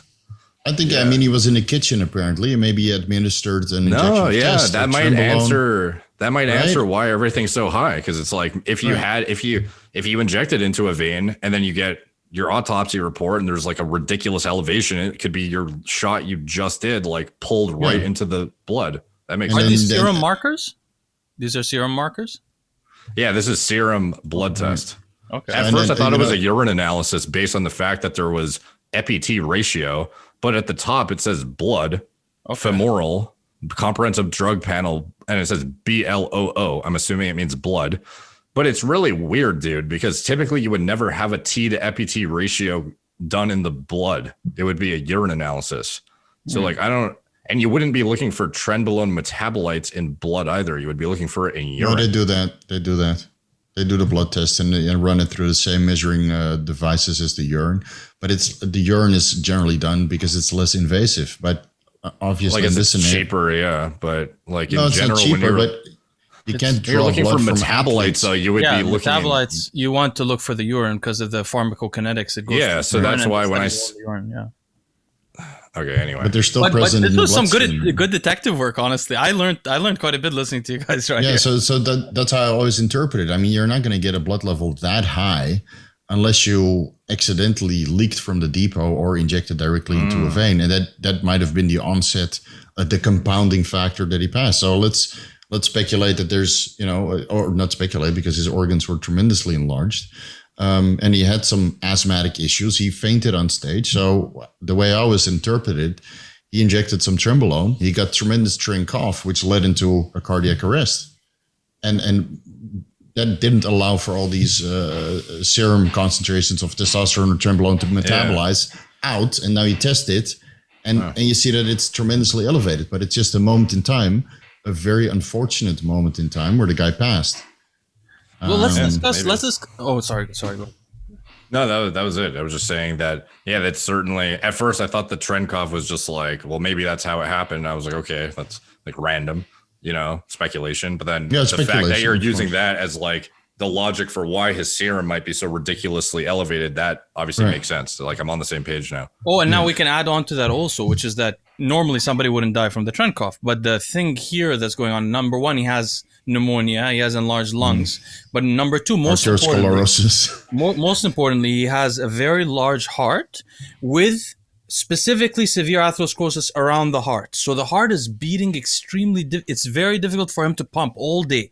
That heart is already, and what happens when the heart grows? Well, let's discuss this for a minute. What do steroids do to your heart exactly? I'll go through a list. Now, I've done some reviews on this personally, and I know Derek has done some videos on this, but let's summarize it. Number one is dyslipidemia. What's that? They mess up with your lipids. Number one, your HDL shoots down because it upregulates hepatic triglyceride lipase, HTGL, by the way, 140 to 230%. It upregulates in the liver. Number two, on average, HDL-C is reduced by 50%. And the ApoA1, which is the apolipoprotein that comes with HDL, is reduced by 33 to 41%.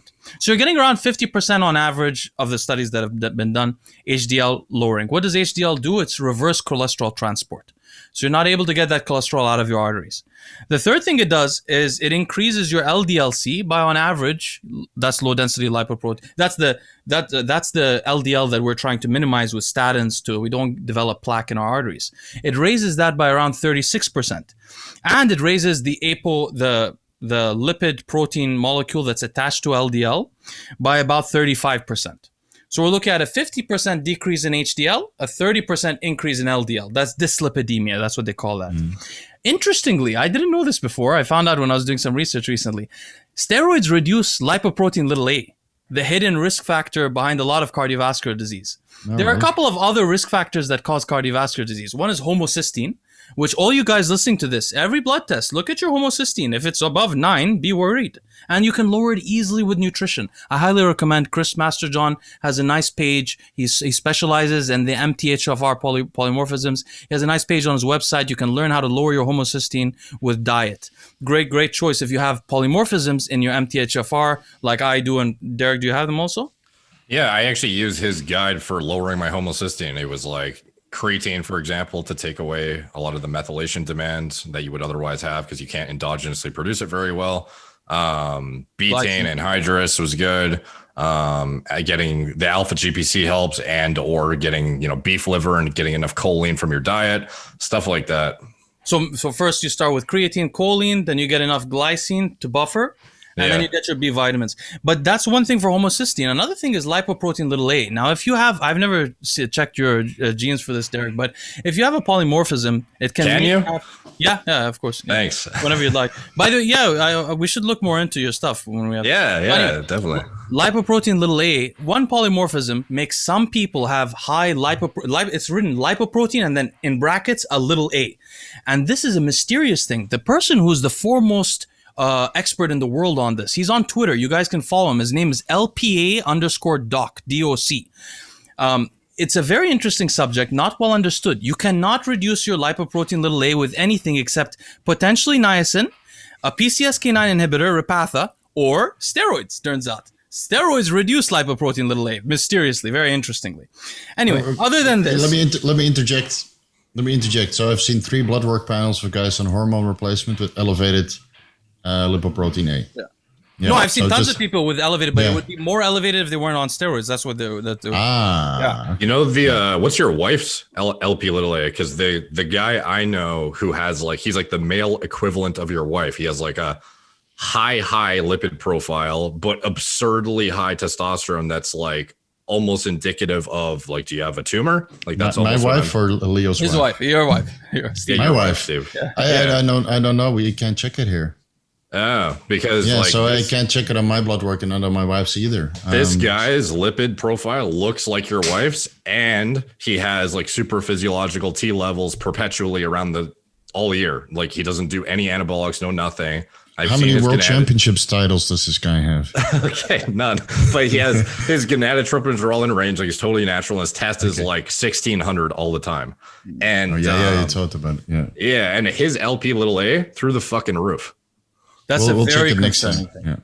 Yeah, very concerning. So his total cholesterol is very high too, which is I'd almost be curious what your wife's LP little a is based on. Yeah, I called a few of the private clinics. I wanted to check my gonadotropin hormone releasing hormone also, but I can't check that here. And there was one place where it was $700, so it's okay, I'll buy the Kisspeptin 10 and just run that instead. While we talk about people with hypercholesterolemia, that means people with high HDLs, high LDLs. Maybe you have a high lipoprotein little a. That's not a good thing. But if you have the high HDL and the high LDL, for example, I had a consultation with a guy. He called me about something else, but I saw his blood work and his total cholesterol was over 300. His LDL was 200. So I stopped him and I told him, you have to go to the hospital right now. You may have severe atherosclerosis. You could die. He's like, no, I don't think so. Nobody in my family has had heart disease. I said, seriously? So I usually don't do this on consultation. After the consultation, I told him, please send, he had a 23andMe. I said, please send it to me because I was concerned that something might happen to him, genuinely. So I looked through his 23andMe and guess what? He had thing. Homozygous for APOC3 and homozygous for CTEP. Those are the two genes that they're the only time a person with an ApoE4, I have to explain this to the audience. One of the worst things that you can get for your cardiovascular genes is if you have, there's a thing called ApoE. I am ApoE3-3. Some people are ApoE3-4. You can also be 2. 2 is protective. 4 is very bad for Alzheimer's disease and plaque buildup. I believe Dallas was probably an ApoE4. If you have an ApoE4, you will never reach 100 years old unless you have a CTEP gene that's homozygous or an APOC3 gene that's homozygous. Nir Barzilai has done a lot of studies on centenarians. The only ones with ApoE4 variants that live to 100 had those two things. They're so protective that you can have hypercholesterolemia like potentially your wife does, Steve. You should check your wife's gene to see if she has CTEP and APOC3. If she doesn't, it's in the cards. We're going to do a 23andMe at one point. I'll give you a call. Exactly. So another thing that steroids do obviously is increase atherosclerosis, potentially because of this dyslipidemia. Another thing that they do, very interesting. So they temporarily, while you're on steroids, reduce left ventricular systolic function, but permanently, even when you're not on steroids, across studies, reduce left ventricular diastolic function.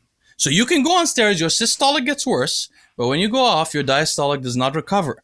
Why? It's thought to be, and it's correlated to, the increase in the heart size. It seems when the heart gets bigger, it starts to lose left ventricular function. Now, I'll tell the audience something. When I stopped using steroids, I went and did an fMRI of my heart with a dye, which is the closest that you can get to seeing the heart function, 4 hours in there. They told me I have an enlarged left ventricle, a thickened left ventricle. The guy didn't know I was on steroids, obviously. He told me you have an athlete's heart because I was muscular at the time. But that is the concern. The heart grows and starts to lose function. And we look at Dallas's report, extremely large heart. What does that mean? It doesn't function properly anymore. Then he had a lot of plaque in the coronary arteries, not even, probably everywhere else too, in the periphery. So that heart is working so hard, it keeps growing and keeps losing function. You know what I wonder mean? what his injection fraction was, because he was also wheezing all the time. You know, but that's also the asthmatic. And of course, if the heart is so large and the lungs are hypertrophied to that size, I mean, there's not much room left to breathe air in. Yeah. You know, one thing that's a good takeaway from that whole thing too is the year following up to his passing, Redcon was getting him like vitamin infusions and getting his blood pressure checked and his blood work checked. And they were advertising how like health conscious he was being. He was like checking his, like after that fainting episode, especially, he was like in videos, like he had a 120/80 blood pressure, and everyone was like, oh, he's probably fine. You know, he's fine now. But it's like, if you get actual organ imaging done, which obviously he didn't do, you would see how fucked up everything is. So all you got to do, if you're ever scared about this, is go to your doctor and get a heart fMRI. You'll see how much plaque you have. You'll see how your heart functions. You'll know if you're on the verge of death, and you don't have to risk it all and go blind. The problem is sometimes we're scared to, like when I was living about, I used to smoke cigarettes and take steroids, and I don't know what else I did. I didn't really want to know if I was going to die, you know, because I thought I would die. You know, I didn't really know if I was. Yeah, I always wanted to know. So I've been doing blood work since the beginning, you know, but my family is generally unhealthy. So I was, you know, just always cautious and scared. That's why it took me so long time to actually take the plunge, because I wanted to do the research. Of course, now I know way more than I did at the age of 26, but I was a little bit hesitant, you know, and I still did my fair share of stupid experiments. But you know, that's life, right? I failed to mention also there's one of the effects of steroids across studies is impaired tonic cardiac autonomic regulation, predisposing people to arrhythmias. I believe that the reason for that is because of the adrenaline signaling that comes with androgens, combined with most of these people use clenbuterol, which is why I'm, of course, so fearful of that. And by the way, guys, how I started using beta blockers, one of the reasons, there were a couple of reasons, but one of them, why I continued using them, is because I know that I have that enlarged left ventricle. How do you repair that in medicine? You take a beta blocker for a few years, the cardiac muscle remodels, and it reverses. But you can't be taking Clen all the time, obviously. I've seen some very drastic before and afters of Nebivolol causing like positive reversals, like reversing significant remodeling. I'm going to do another ultrasound and perhaps an fMRI on my heart to compare, you know, when I was peak, saw side of my gills, where I have, that's the comparison point, right? Where my heart is enlarged, but it was symmetrically enlarged. And it was during a time as I was experiencing arrhythmias. So I did the full check, you know, the 48-hour Holter, just like that. What is it? What did you had on the podcast recently with Boston? He had all these heart monitors. Mike Wheels, right. So I had the same thing done like years ago because I was having arrhythmias as well. But the doctor explained it to me. It's just you're training too hard. You do too many sets to failure. And then we did some exercise stress tests, and you see that the heart just stops during the strenuous workouts and then picks back up to recover, you know, the oxygenation and pump blood around. But I was getting that while I was sitting down because I was taking so many sets to failure and way beyond failure that it would just reoccur during the day. And then he said it was completely benign. So we did a 48-hour heart monitor, and he showed me, see, this is happening at night while you're sleeping, while you're sitting at the desk, and while you're training. Exact same thing. And it's inherently benign, but you need to, you know, reduce the intensity. So we give the guys some ideas. You can do a heart fMRI, not just an echocardiogram. If you want to see your heart, that's not going to tell you have plaque. But in addition to that, you know, if you obviously can check your blood test, you look for your homocysteine, look for lipoprotein a, look at your LDL and all that. You can also go do your 23andMe and then look at APOC3, look at CTEP, look at ApoE. And by the way, there are way more. My cardiovascular session in my genetics report is 6 pages long. And not even, it's maybe more than that. There's one page just on arrhythmias. All polymorphisms there. There's on the QT intervals. There's a lot of things. Like, for example, my only advantage genetically in terms of cardiovascular disease, I have an overactive LDL receptor naturally, genetically. As in, it's in my, and that's the only one I have. I don't have an ApoE2 or a CTEP. My wife actually is heterozygous for CTEP and APOC3, but I'm not. But I have that LDL receptor. So there's some other things you might not know about. But do that In addition to that, I feel like there's some low-hanging fruit. I want Derek to take this opportunity to try to give the guys the idea that maybe you could take a statin.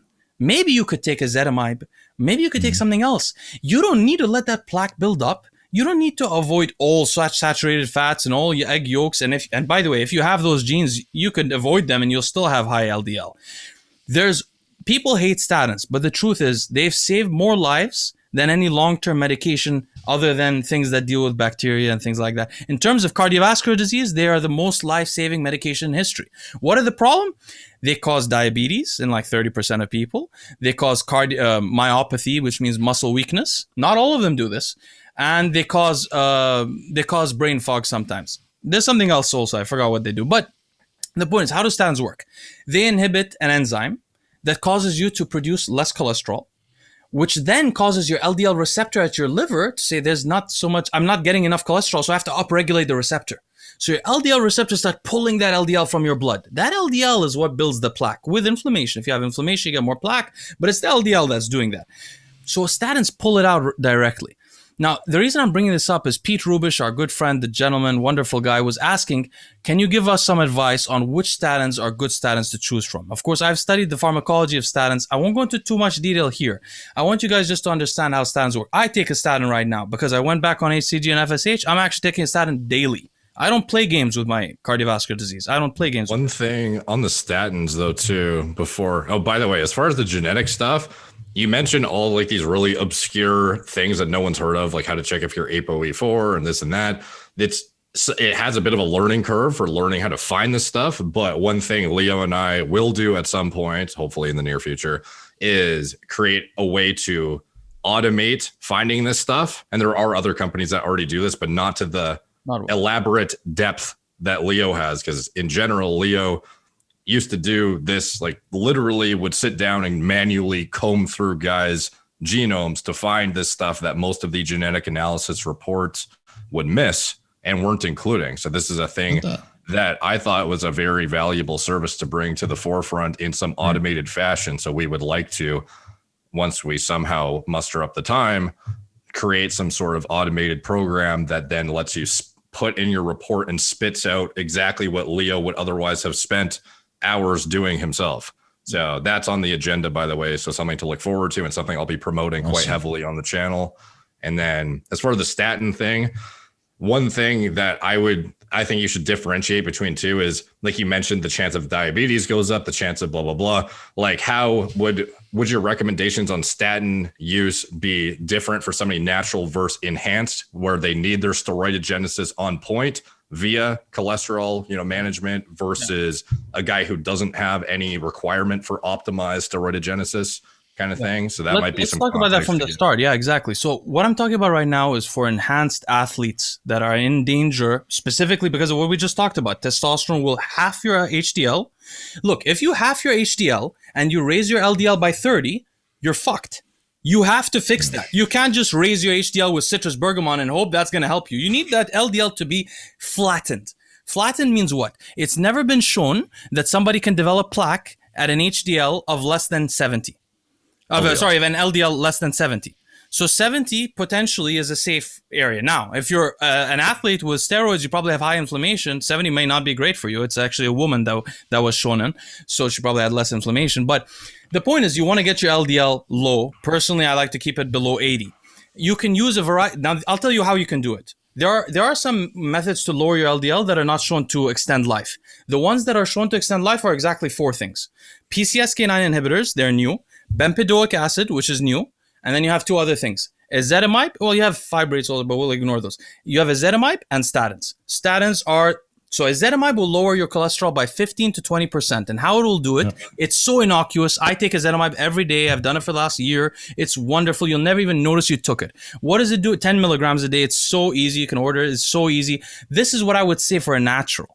This is never going to affect your life. You're not going to notice it. In fact, some great cardiologists say that should be in the drinking water in the US. It's so innocuous. Probably, yeah. If you take 10 milligrams of ezetimibe, what it does is it makes you basically excrete out your cholesterol through your stool. It does two things. It prevents your liver from pulling cholesterol from bile fluid, and it makes you not digest dietary cholesterol. So you can eat as many egg yolks as you want, and your cholesterol won't just shoot up. And egg yolks are great for your nutrition, so ezetimibe can be very useful. That's my first go-to. That'll lower your LDL by 15 to 20% and will extend your life. It will also lower your C-reactive protein and change your inflammation in your body specifically. Not all drugs will do that. PCSK9 inhibitors will not reduce inflammation. But ezetimibe will. Please go ahead, Steve. Yeah, so let me just announce for the audience. So you recommended me the ezetimibe months ago to resolve the non-alcoholic fatty liver disease. So I take it on a daily basis, 10 milligrams. My wife takes it on a daily basis. My clients take it on a daily basis, and even during contest prep, where winstrol, trenbolone, and mastrone is heavily abused, lipids are still quite favorable. LDL is 80, 90 to 100. So you deserve a Nobel Prize for this. For bringing this. No, I'm serious. From other people, I'm giving it to you. That's all. Nobody ever talked about this, and I've now incorporated this with so many clients, myself and my wife, and my lipids are perfect. And I'm And you don't notice you take it, right? You don't even. No, you don't notice anything. So I've taken statins before, and you get sore. So I would resort to a red yeast rice. It's a natural statin, a lovastatin or levostatin that doesn't. So let's talk about that for a second, because I know. Okay, diabetes is no joke. 30% of women that take statins get diabetes. 10% of men do. It's a serious thing. So I'm not telling you to go take statins. I just want to mention something about statins, though. First, a couple of things about statins. They reduce C-reactive protein. They reduce tumor necrosis factor alpha. They reduce the interleukins that are pro-inflammatory, meaning they make you have less inflammation also. They also do a bunch of other things. They activate PPR gamma and alpha. They protect against cancers. I could list the cancers for you: esophageal cancer, gastric cancer, lung cancer. Tremendous reduced risk of cancers. Statins are miracle drugs. They're incredible, but they have these horrible side effects. So how do you get around this? There's ways to group statins. There are synthetic statins and original statins from fungi. That's where they came from in the 80s. There are also statins that are lipophilic or hydrophilic. The lipophilic statins get into your brain, and they have way more side effects. They're also more powerful at lowering inflammation, unfortunately. I don't like those. Now, there is one lipophilic statin that is extremely innocuous. It's called pitavastatin, aka Livalo. That's the first statin I ever took. That statin is not associated with diabetes. And I can bet you won't notice any muscle weakness if you take a low dose of Livalo. And you will tremendously reduce your cholesterol and probably not notice any side effects at all. It's extremely selective. It doesn't affect any of the the CYP enzymes that normally CYP enzymes digest the statins. Not pitavastatin and not rosuvastatin. Those are my two favorite statins. Rosuvastatin and pitavastatin are the two newest interesting statins. I take rosuvastatin. Rosuvastatin is hydrophilic, meaning it doesn't get into the brain. No brain fog whatsoever. For me, I'm not an athlete anymore. I'm not too concerned about muscle weakness. I've never noticed it from it. Taking rosuvastatin, for people that are sensitive to statins, if you take rosuvastatin, in fact, I have numbers on this. If you take rosuvastatin 5 milligrams once a week, it'll lower your LDL by 23%. Once a week. If you take rosuvastatin 5 milligrams every other day, it'll lower your LDL by 39%. I take 20 milligrams a day. I don't notice. Which one is the Lipitor? Lipitor is another one. This is Crestor and Livalo. Lipitor is probably atorvastatin or something like that. I think so. So that's the one I took, and I have very limited. Very harsh. So I took that on a trenbolone cycle, and my cholesterol is like non-existent. On 0.3 milligrams 3 times per day, 3 times per week, or something like that. Some like minuscule amount, like 1 tablet a week. And I got sore from that. So that's my only experience with a statin. But, with myself and most of my clients, everybody's functioning perfectly on this 10 milligrams of ezetimibe with no side effects. Exactly. No, ezetimibe is zero. the low-hanging fruit. It's like, I don't understand why every steroid-using bodybuilder is not on ezetimibe. It's ridiculous. In fact, I messaged a coach today talking to him about it. I was saying, people need to popularize this because, look, I agree. Guys, honestly, a question. If Dallas was on statins from 20, could he be alive today? It's possible, because the heart grows more and more when you have the plaque. If you don't have the plaque, the heart is different. Now, maybe if he died, this is irresponsible for me to say, but he'd be much more likely to be alive if he was on statins. There's no question. All the evidence. What I see as a coach is that some athletes, they push the boundaries way further than you would even recommend, and some guys just they want it too bad, and you have to save them from themselves as a coach. But sometimes you can't live with them 24/7, right? And I've dropped clients that are very abusive, and they just keep pushing. And I want to run this and this and this and this, So we don't know. Is it obviously, the athlete, or how come Nick Walker looks like Dallas now? A little bit. Yeah, Face even started looking like Dallas. How is it the athlete? I don't know, but no, it's under guidance, all right? So the coach and the athletes are both involved, And is the athlete truthful with the coach, or is the coach preventing or making sure the athlete stays alive, right? That all contributes to it. Because I send my guys for blood work all the time. Will they ever be phenomenal pros? Probably not.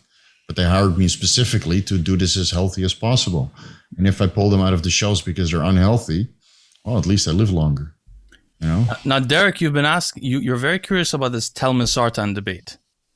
Yeah. So it's typically the go-to angiotensin receptor blocker among the bodybuilding community, and it's mainly because of the thought around the idea that it is a mild cardarine, and I think we've already kind of debunked that previously in terms of its PPAR delta agonism being very mild and essentially negligible, to the point where WADA determined it was so not performance enhancing that they pulled it off their watch list, and it actually is not on it anymore. But the PPAR gamma agonism, I believe, is the one that you guys were suggesting might make you fatter when you use it. So I was like, well, that's the one I'm using. And I heard Leo say that, but all the studies that I can find say that it has some lipic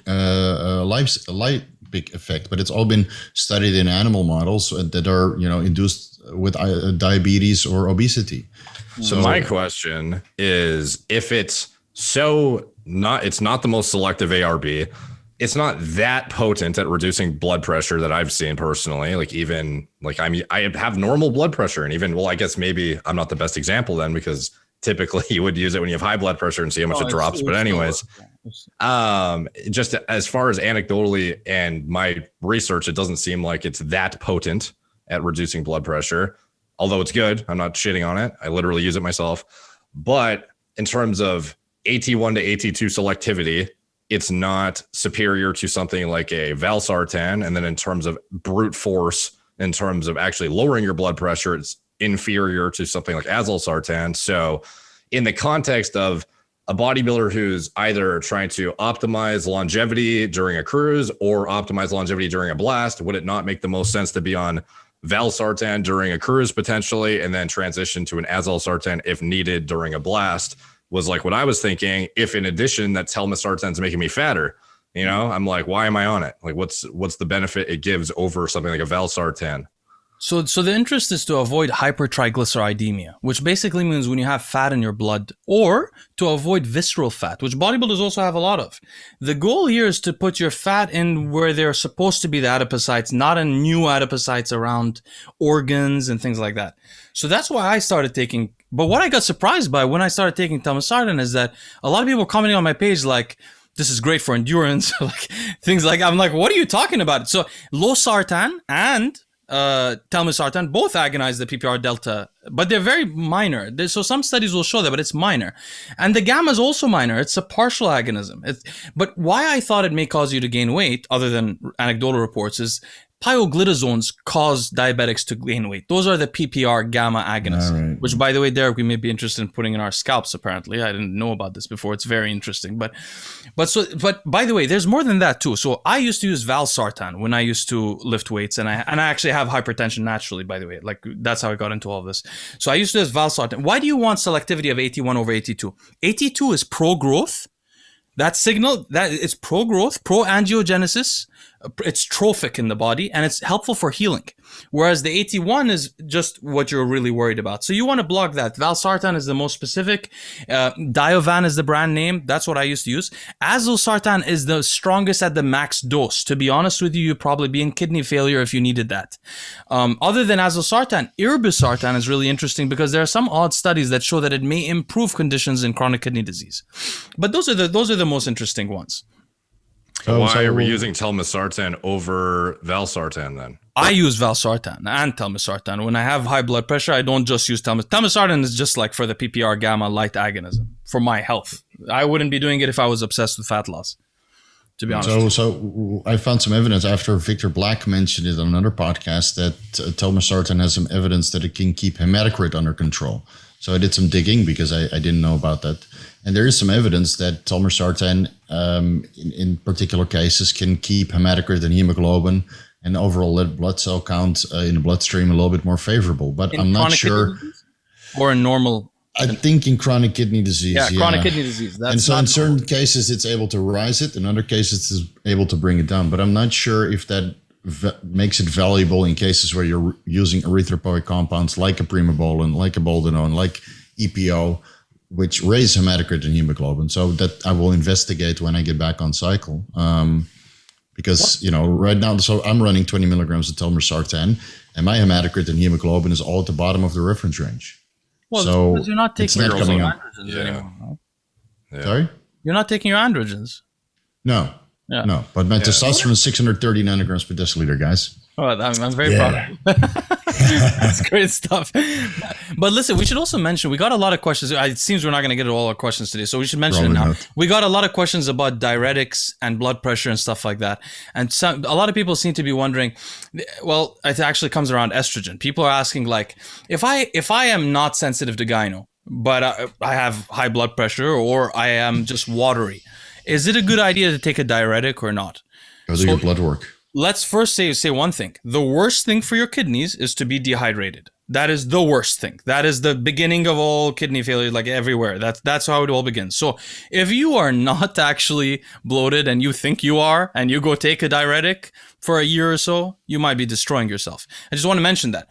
I also want to mention when I first went to doctors about my blood pressure issues, some doctors were trying to put me on Kodiavan. Well, actually, I took Kodiavan in the beginning. That's hydrochlorothiazide with valsartan combined together. The goal there is this. Doctors basically look at you and they try to figure out if you just have constricted blood vessels. And by the way, if that's maybe due to stress, they'll put you a beta blocker also. But then they look at you and they see, are you bloated? And you could have a disease that makes you bloated, but you could also just be a bloated guy naturally. And so those guys, sometimes they put them on a light diuretic. It's a tricky thing to figure out. I would trust a doctor with it. But when people say, like, for example, when I have high estrogen and I get bloated, you're getting bloated not via estrogen. You're getting bloated via estrogen's modulation of mineralocorticoid receptors. The way to deal with that is not really, estrogen is something you want. Then I would veer to a diuretic instead of killing my estrogen, reducing this antioxidant profile in my body, and the tremendous effects of estrogen for everything, for hair, that Derek cares about, for the heart, for everything. It's a big trade-off to reduce your estrogen for a little bit of vanity, and crush your lipid profile in the process. And there's no amount of statins or ezetimibe that can favor your lipids right back when you crush your serum estrogen concentrations. I mean, it's very obvious with steroid users, just pre-contest, you crush your estrogen. So, like these diuretics, like you mentioned the valsartan and the hydrochlorothiazide combination, right? It's also a recipe for hyperkalemia. That's another potassium levels in the bloodstream. So when I added in the telmisartan, I had to discontinue all indirect potassium or direct potassium sources. You take so much potassium, though. You do supplement potassium hard. No, supplement potassium, but it works highly beneficial for bodybuilding, especially if, like, I was always avoiding or have low vegetable intake, right? Yeah. And now I'm eating a ton of vegetables again because I don't want this non-alcoholic fatty liver disease to occur again. So my potassium intake from the vegetables is way higher. So I don't need to supplement with potassium salt on top. But I've always added a little bit of potassium to each meal just to increase performance and help with glycogen storage, right? Yeah, it's right. So, but then you take Nebivolol, which I take, and telmisartan, which I take, and then if you take another diuretic on top, that's hyperkalemia for sure. Because it's the beta blocker that contributes a little bit to hyperkalemia, and then the telmisartan or an A or B contributes to hyperkalemia. So in those cases, you don't want this extra potassium salt, and that's why it's always very difficult to give general recommendations, because all these drug interactions are very poorly studied. Yeah, and it freaks me out with minoxidil too. Like, I've been considering starting it, and with the microneedling protocol, which may otherwise introduce it to systemic circulation easier, being a potassium channel opener, I'm like, on a telmisartan, is that something I want to be risking and just end up with fucking heart palpitations all of a sudden? Yeah. So I was getting microcramps within 3 days of adding in the telmisartan. So I discontinued all the potassium salt. You know, right away. so one thing I do that's why, by the way, none of my clients take potassium, because almost all of them are on ARBs to some degree. Nobody's even I never take potassium either for that reason. But that is a big concern. I wanted to ask you, Derek, what is this deal with minoxidil and potassium? I never heard about that before till you mentioned it. Is it do people actually get hyperkalemia from it? Yeah, well, that's like the literal mechanism by which it's thought to work. Is it opens potassium channels, and that's how it lowers your blood pressure. Because I searched on Google Scholar for like incidents of it, but I couldn't find case studies. But maybe I didn't look hard enough. I'm gonna see if this has some practical application during carb loading. But let's see.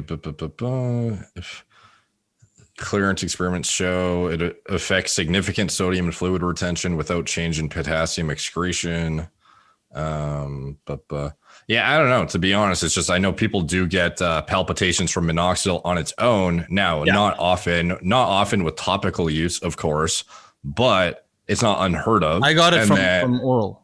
I did. Yeah, but then factoring in that I use telmisartan, and Steve solo with that noticed that effect, made me. I'm not saying don't combine them. I'm just like a little bit paranoid of starting is all I'm saying. Well, I am combining them right now. I'm taking ARB, 15% minoxidil.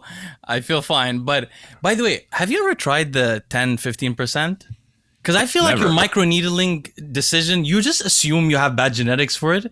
But I feel like you won't even need that, to be honest. I mean, I don't know how effective the microneedling thing is, but very doubles your results, dude. And on the day you microneedle, you don't even need to apply the minoxidil. So you actually have less overall drug exposure.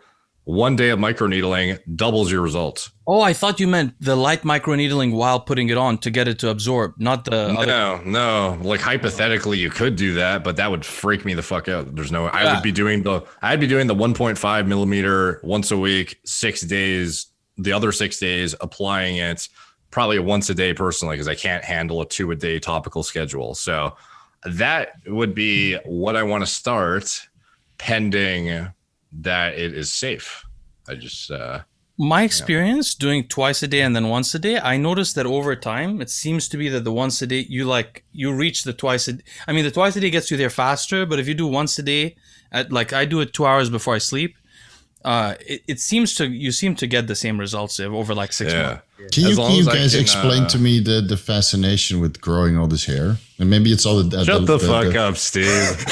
I don't get it, dude. Like, I'm thinking about shaving all of this off as soon as I take my first injection again in like months. Derek, let me break something to you, Derek. I brought this up in the Steve podcast with Boston.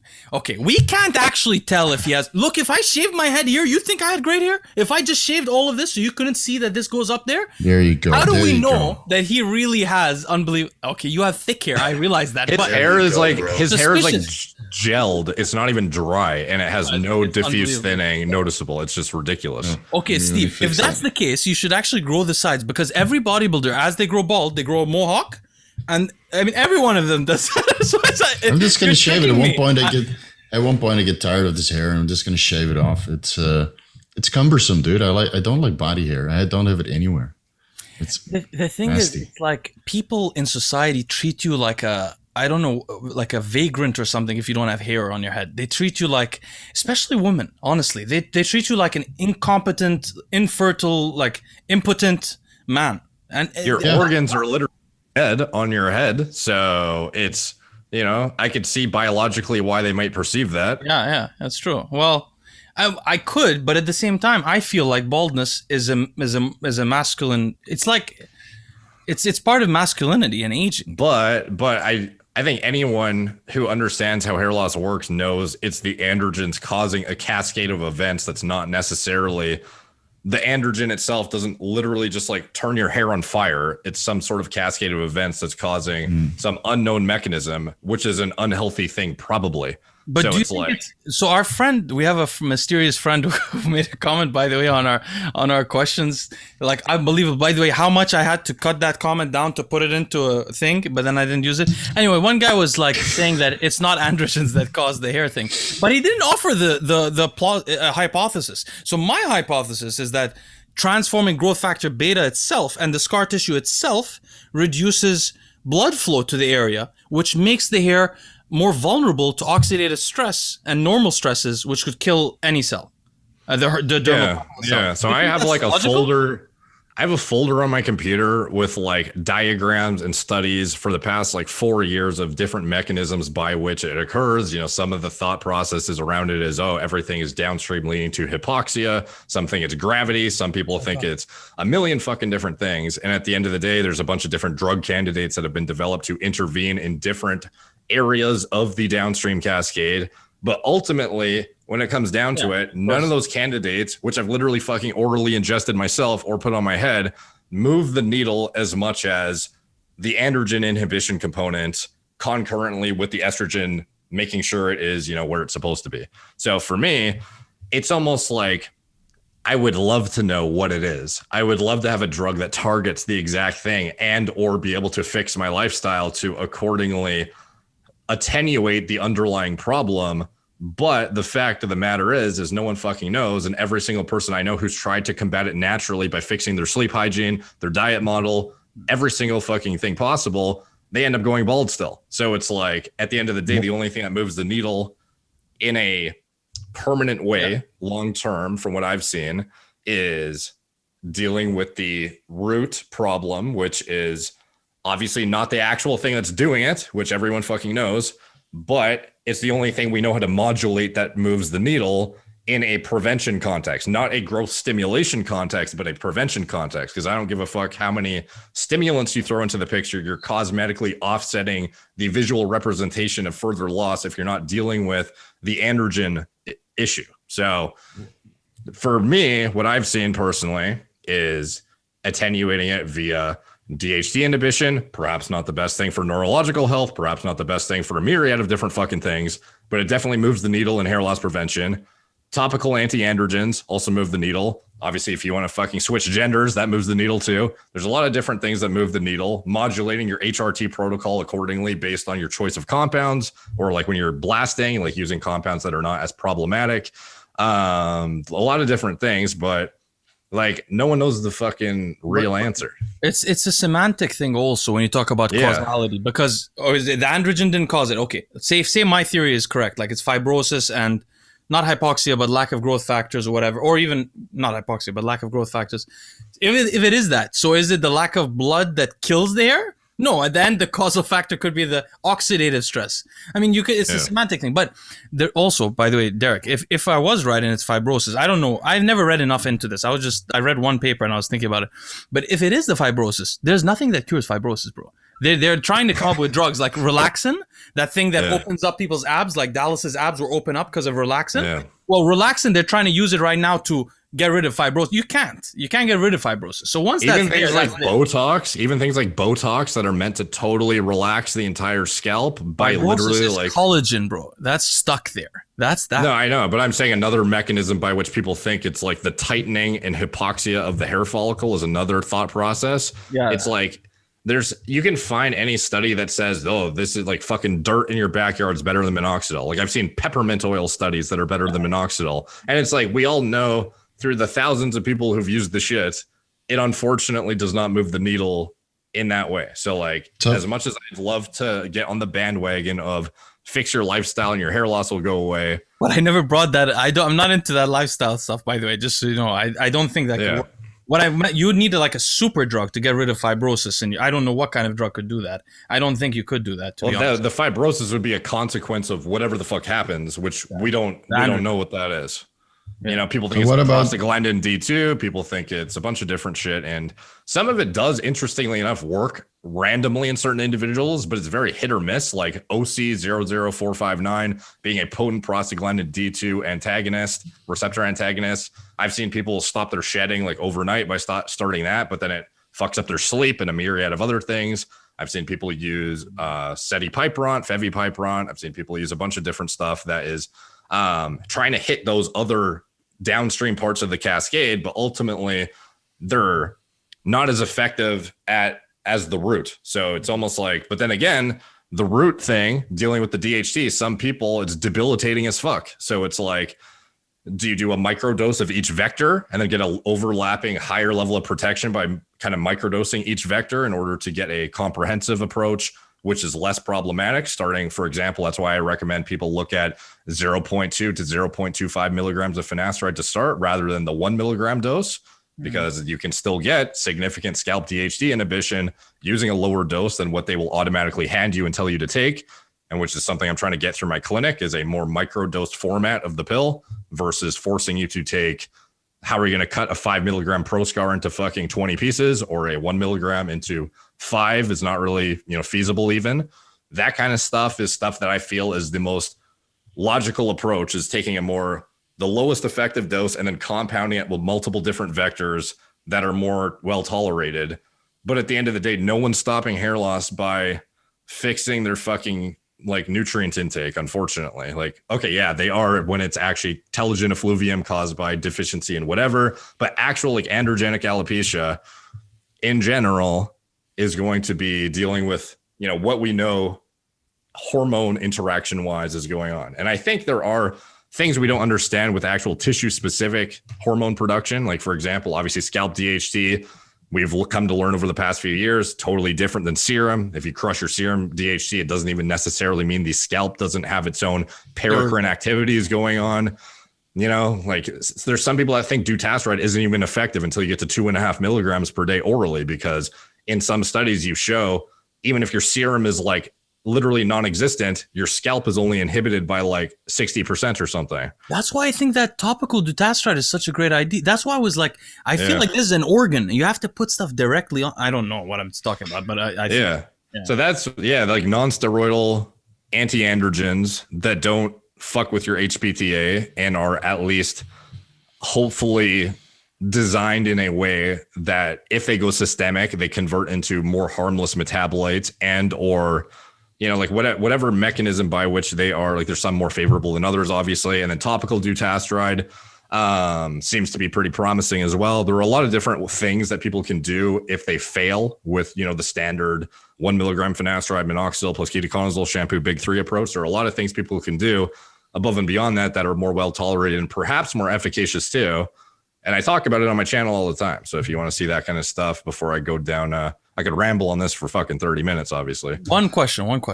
Do you notice when older ladies, in their 70s, do you ever notice their hair seems like a balding guy, sort of? They also miniaturize a little bit. Have you noticed that also? Yeah, but they're also menopausal and have no hormone production. So I would assume that plays into it largely with minimal estrogen. Not they have no androgen, but they have no estrogen either, which is pretty critical for some of the worst sheds you'll have are using letrozole and arimidex to try and dry out or something. You'll all of a sudden lose a shit ton of your hair. Yeah. It has nothing to do with the androgens necessarily. You're not increasing your androgen load. You're just crushing your estrogen. And then all of a sudden all this hair falls out of your head. So, what I was trying to wonder is is it an epigenetic change? And my grandfather, my mother's side, they never go bald, but they'll have complete full head of hair by 70, full. But the hair texture changed as they get older. I was always wondering, is it an epigenetic change at the dermal papilla cell, or is it a structural thing in the scalp? Now I realize that potentially it's actually forcing the hairs to... Anyway, probably most people don't find this interesting, but I'm just curious. I'm not that interested in saving my own hair. I'm just curious how it works. Yeah. So one interjection that I have, how about moving the needle by how you perceive your hair loss? Just looking at it a little bit differently. Yeah, of course. If you Where you just come at peace... Derek is not okay with this one. Derek is not okay. I know his views on this topic. Don't be insecure. You're fine, bro. Just shave it. Yeah. Okay. Derek is not happy with it. Right. So, there's different ways to look at it, because it's maybe the hair loss thing. You can push it all the way to the edge, right, and preserve your hair just in the same way that bodybuilders do a contest. But maybe it's such an endeavor that it's no longer worth it. Bro, maybe you can good head shape. You can do that. But if you don't have a good head shape, you're screwed. Okay, sorry to interrupt. Well, so maybe that's where the ayahuasca comes into place, where you just have a little bit of ego, and you just don't give a fuck anymore, because people will always be judgmental anyway. They will always be judgmental. Listen, we know now. The time Derek is going to try ayahuasca is if his hair thing ever fails. We're going to do a trip. There's a deal with it that way. Yeah, so he's going to secure everything ahead of time and try it. If it works, it works. He might not care about anything, but he won't care about his hair. I want a follower to go into the More Plates, More Dates Reddit and then start posting a couple photoshops of Derek bald. They've already done that. They've already done that. Yeah. Yeah, Okay. So then I haven't seen it, but so there's Doesn't look like good. Trust me. like for me, like I always want to get bigger, right? And then I'm forced to slim down, and now I'm like, yeah, it's okay, dude. It takes a while, but it's a process that you go underneath. And then now a lot in the beginning, I felt like losing identity, right? Like you would lose identity by going bald or slowly going bald, and you're like, oh shit, I'm losing. Humiliated by people. You get humiliated. And plus, wait, Steve, I want to ask you something. Sorry to interrupt, but Steve and I have the same problem, okay? And Derek, I don't know if you noticed this. Steve, I don't know why you're so confident shaving your head, because we both have a bump here. I've seen you when you shaved your head, you had the bump. You have the same bump I have, which is the only reason I don't shave my head. My wife is still gonna love me, and listen. My wife will love me, but not. No, so honestly, dude, like we all have a lot of followers, right? But I only need to be loved by one person, and if enough followers respect me for the content that I produce, whether I'm bald or not, big or not, fat or not, there will always be enough people out there to support my business. And if people are so shadowed that they're functioning or they're fixating on a couple grooves in my skull, so be it, man. I don't give a flying fuck anymore. So here's my answer to you saying, is the endeavor worth going as hard as a bodybuilder doing a contest prep? I don't think it is. I think when you're exposing yourself to this much drug to save your hair, everyone has their own risk to reward ratio. Right. Some people want to see how far they can, preserve it and use pharmacology, and some are side effect free when they use it. Some aren't, and some are afraid of even the basic shit, which is fine, which is why I talk about, if you care about it, like again, if you don't care about it, shave it. It's not that big a deal for some people. For some people it is. Who are you to judge if it's a big deal for somebody else? That's fucking dumb. If it's a big deal to you and you don't want to expose yourself to drugs, that's why there's hair transplants. If that doesn't work because you're so far gone that isn't even a feasible strategy. I have talked time and time again how if I ever have debilitating side effects, if I was somebody who had like post-finasteride syndrome level shit and I didn't know how to fix it, I'd probably just get a hair system. What's wrong with that? Plop a fucking sick hair system on my head. It looks better than what I have right now. I'd be killing it. You still want the hair. So there's no scenario where you just say, okay, I'm going to shave it and wear it. Well, maybe there is in the future, but for now, it's not something. Okay, so that's like me being like, hey, Steve, how about let's just make you 300 pounds fat as fuck overnight? Are you okay with that? Oh, right. So that's the same question, right? It's the same okay question. with it. You know what's funny? Me and Boston were just talking about this. We were talking about the exact same thing, but about dick size. We were just talking about how like guys feel pressure to have, because it's the same thing. Like a lot of guys. Oh, you have a micro penis? Just be fine with it, bro. It's fine. Yeah, you'll be humiliated every time you face a woman, and you be confident with yourself. You tell her not to care, but a micro penis is a different story. But I mean, I understand how like micro penis is a problem, really, for God's sake. I'm just offering it as a solution, But by the way, I have seen evidence, actually, progressive pictures of one guy on the PE forums back in the day who had like a 2-inch micro penis who got it to like 5, by the way. It was shocking. It's the biggest growth I've ever seen. A lot of those guys are basically pseudo hermaphrodites from what I've seen who had deprivation of androgens in their youth. So I think they can just take gear and get it to where they need to be plus PE and get the 5+. Because that was the biggest growth we've ever seen pictured. Bib, all those guys, they never took pictures. It was all BS. That one guy had a picture and I was like, there's something going on here, but it was, you're right. Yeah. So when people think of, like, oh, topical DHT, it's so promising. It's like, yeah, for a guy with a micro penis, Exactly. Like, there's a starting point, and although topical DHT is great for erections, by the way, and topical progesterone as well. And erectile quality could definitely improve to a point where you have some level of growth for sure, but minimal compared to. Should we discuss pre-workout androgens? Yeah, that would be a fun topic. Because for me, I was like, from what I've seen in terms of anadrol's tissue selectivity. Now, again, it's not like I have a whole lot of factual data to reference here. I'm just kind of basing it off from what I've seen personally. Dianabol acts as an HRT replacement at, if I recall correctly, 10 milligrams per day, if I'm not mistaken. Maybe I'm wrong on that, but I'm pretty sure the androgenic potential of it is replacing therapeutic endogenous production at 10 milligrams per day. Anadrol, I don't see it that much more problematic in an androgenicity context at 10 milligrams per day in terms of comparing it to Dianabol's, 5-alpha reduction to methyl testosterone and its inherent parent compound activity. So what I'm wondering is Anadrol, first of all, I don't think anyone knows what the half-life is. I think we all speculate we know what it is, but I don't think anyone actually knows. So I know Dianabol half-life is pretty fucking short, though. Like, it's shorter than Anavar. It's shorter than what the bro forums that made up a half-life for Anadrol say the Anadrol half-life is. So if Dianabol is more androgenic milligram for milligram, at least maybe, I'm not saying it is, I'm just saying from what I've seen, it might be. And it has a shorter half-life, so its effects are more acute and concentrated.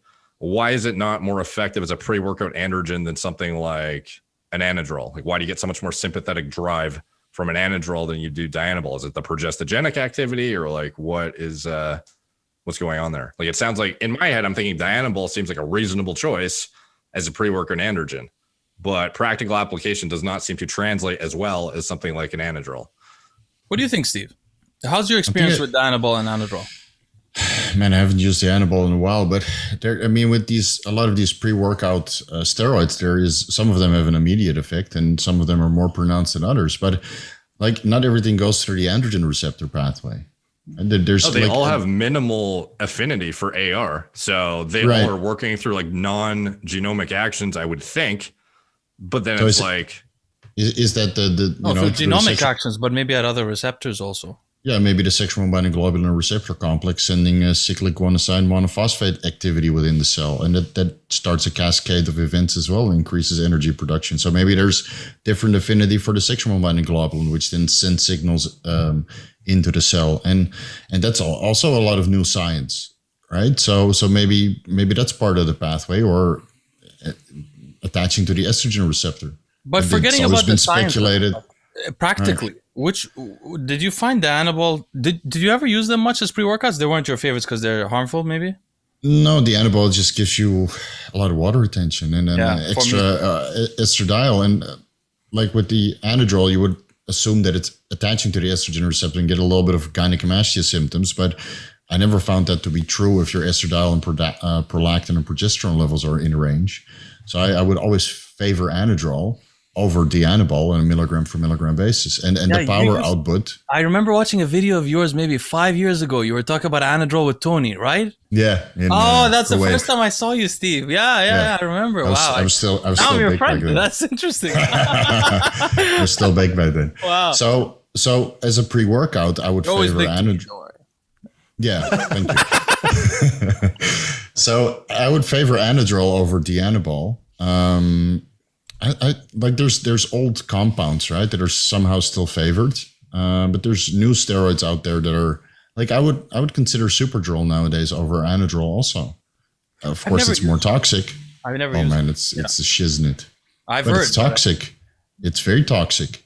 I've heard it's basically a super Anadrol, like more toxic. That's why they call it like that. Quicker, and you can't use it. And then the weird thing is the appetite suppression is not that bad, so you can still eat. Oh, really interesting. Yeah, from my experience and all my clients, they say, I can still eat on Superdrol. Or maybe you can push it to 50 milligrams.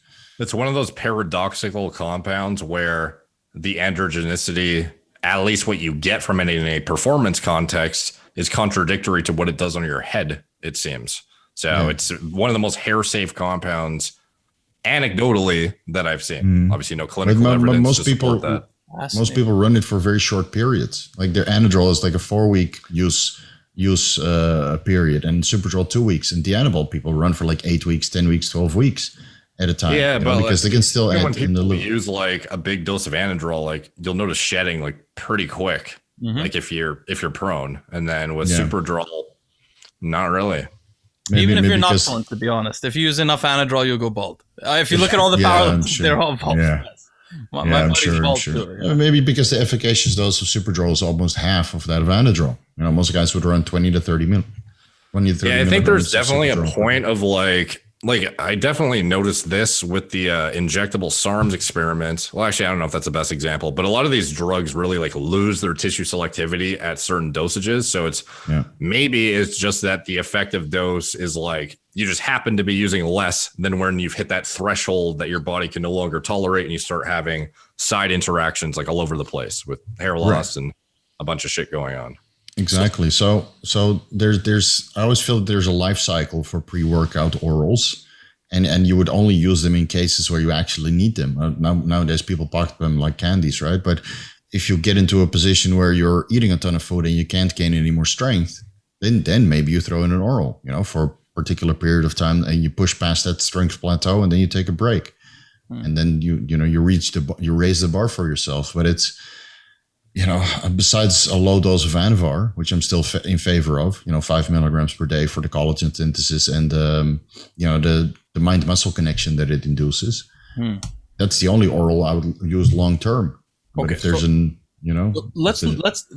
way I was thinking about it when I made my video wasn't really about Anadrol or Dianabol. I was thinking about the idea of, like, there are some people taking, like my friend, my buddy that was taking 10,000 milligrams of testosterone all the time. At night, he has maximal androgen levels. In the morning, he has maximal androgen levels. Who's get in and out of your system quick? Who's paying for it? His kidneys. What I was thinking is a short-acting compound around your workout. That's what I used to use personally. I used to use testosterone no ester, and I used to use Anadrol personally. I used to use a very small amount of Anadrol, 100 milligrams of testosterone no ester, usually on my most important workout days, usually around 3 days a week. It I was a strength guy, so my only interest was what I was lifting.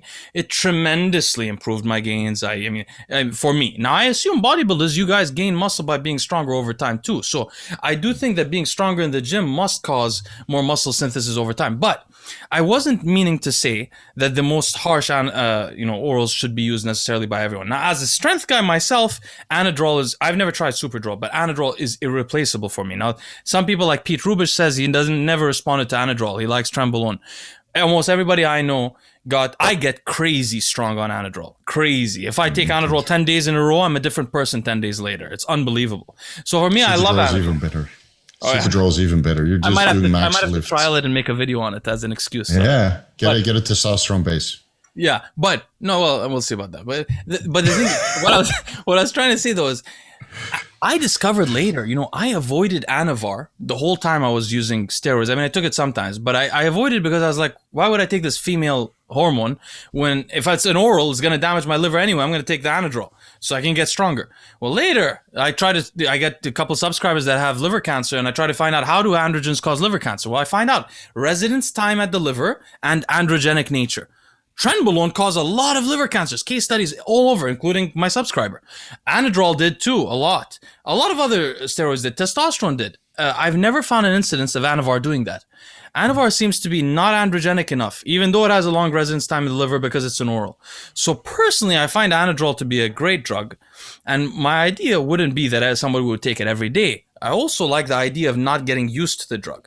So my idea would be like on your back day or on your leg day, and then on other days, maybe you would take testosterone no ester or something like that. That's my harm reduction idea. But by the way, about the Anadrol half-life, I have a feeling it's a bit longer because I stay strong for about a day or so when I take a pill, maybe a little bit longer than that. So, and my experience with the Anabol was it's just an antidepressant that makes me look like a bloated cow or something. I used to, I take a couple of Anadrols. I remember once I went to the LA Fitness Expo and I didn't have, I don't know why, I only had Dianabols at the time. So I took some Dianabols and I went there. I see my pictures. My face was so bloated. I don't know what I looked like. Just a fat guy. I just looked like a fat guy. For me, it's horrible. It doesn't make me stronger, but it makes me very happy. Like I get in a good mood. Feel very, very good. Yeah. Yeah, but a good mood. I'm killing my liver for this good mood. I don't want that. I want Anadrol. It doesn't make you stronger? Not much. Not much. Oh, it did. Really? Not compared to Anadrol. Hilarious. Yeah, of course. For me, Anadrol is at least like 3 or 4 times more effective for powerlifting. What causes the D-ball back pumps? That's a good, quick little subtopic. Taurine deficiency. Really? I don't know. You supplement these guys with taurine, 5,000 to 10,000 milligrams per day, and the back pumps go away. It's the extracellular fluid in the lower back, and you get the same during carpal tunnel. Retention from the mineralocorticoid receptors. You probably retain more salt immediately. Right. So you alleviate that with taurine, which helps with the extracellular water and helps to disperse that. I mean, it's not a fix for everything, but in most cases, guys that run a decent dose of taurine, no carpal tunnel and no lower back pumps. And if it still persists, okay, you either deal with it or you lower the dose or take the Dianabol out. Isn't it weird? That's like the one water retentive compound that seems to cause like localized back pumps though. Versus Anadrol makes Anadrol also. You can't get up. Anadrol also. Oh You my can't god. even do the dishes, you know? Oh my Can't even god. do the dishes. Yeah, you walking around, you start thinking you have kidney disease, like because your Yeah. back, you have such a back pump. You start worrying about your kidneys. That's Right. crazy. So that guy who took 10,000, by the way, he used to take 20 anadrols a day sometimes on competition days. 20, What legitimately. happened? What's he doing now? He's still Dropping bars on his chest. 1,000 pounds bench press. Yeah, that's funny. Yeah, we might have to cut that. But all right. Okay. But I wanted to mention something. Okay, this is really off topic, but have you guys noticed that there's a tremendous amount of Egyptian bodybuilders in bodybuilding with great talent suddenly? There's Rami, there's Hassan Mustafa, there's this guy called, they keep calling him Muhammad, but his name is, I guess, Muhammad Eliman. He had incredible quads at the New York Pro. Did you guys see that guy? Yeah. Mhm. You saw him, Derek? No, I didn't. You know what I I'm didn't talking about? watch it. Oh my god. Well, anyway, all I wanted to comment on was I find it fascinating that there's so many Egyptian bodybuilders doing so well at bodybuilding, because what I noticed was that Kevin Lavroni and Phil Heath had really interesting muscle, and they were multiracial, they're biracial. What many people may not know is Egyptians are sort of like that too. So Egyptians are originally, they're like Egyptians. They mix with Nubians who are south of them, a little bit darker. Then they got invaded by Greeks, then by Romans. And then for like hundreds of years, they had an empire called the Mamluk Empire in Egypt, in which they imported in mass the most tough fighters from the Balkan regions. They enslaved them and brought them into Egypt. For hundreds of years, Egypt was ruled by these people, mixing with the Egyptians. I think that this is what gave this crazy genetics to Rami and Hassan Mustafa. They all have these crazy quads also. Have you noticed that? Yeah. I'm coaching an Egyptian guy now that lives in France, and he's growing so fast. It's unbelievable. He came to me for his first cycle, and he's just growing and growing and growing, making progress, recomping at the same time. So he's going to do very well in the future. Yeah. Steve, what's your fasting protocols for competitive athletes now that you've fasted so much, and Man, it's still difficult. It's still difficult to get these guys to fast. They're so scared. What would you do? Muscle. What would you do if you had a competitive athlete who you knew was, or not even a competitive athlete, but someone who you knew was undergoing stress on his body, or particularly from food, like an athlete? Would you do something like periodic fasts every 3 months, 2 months? Because we got questions on this. People were like, hey, can I just fast for 6 hours a day? Would that work? It's and not that the does same. something different. It's different. Yeah, it's not the same. I mean, it helps with insulin sensitivity, but does it induce, autophagy? No. Exactly. Intermittent fasting doesn't improve autophagy, and it doesn't improve digestion. From my experience, because a lot of people, they shorten their food window and then they still eat the same amount of food. So during this time that you're eating, the burden of food is actually increased because now you're trying to force more food through your intestinal tract in a shorter period of time. And that's why intermittent fasting works well if you're on holiday, for example. That's the only time that I do it. You skip breakfast. You don't pick out at the hotel buffet. You go do your sightseeing, you walk around, you get your cardio in, and then you have your lunch, your dinner. That's intermittent fasting on a holiday, right? Perfect time to do it. But if you want to have athletic performance, high level athletic performance, you need to eat. But there's also periods in time where you want to kind of reset everything, the insulin sensitivity, the digestive tract, right? And not have this chronic saturation of glycogen stores in the liver, in the skeletal muscle, and even in the brain or other tissues of the body. Right. So then you would fast maybe 5 days if you can stomach it. But you start slow. You take it day by day, because a 5-day fast for many people is completely intolerable. Yeah, you start with a couple of days. Right. So I read up on Jason Fung 4 years ago, and he's like, yeah, do a 5-day fast. Okay, I did it. But I've been bodybuilding for 20 years. I know how to suffer, and find mental cues around the suffering. He tells people to do 1 week. He always says, yeah, 1 week. Yeah, well, I mean, but in his case, it's for diabetes. Like I don't have diabetes. Yeah. So he's trying to reset metabolic disorders. And I'm sure in that case, it works very well. I would do it like in between an off season and a contest prep. So instead of the cookie cutter DNP protocol that everybody, you start your contest prep with a 2-week DNP cycle, deplete all the glycogen.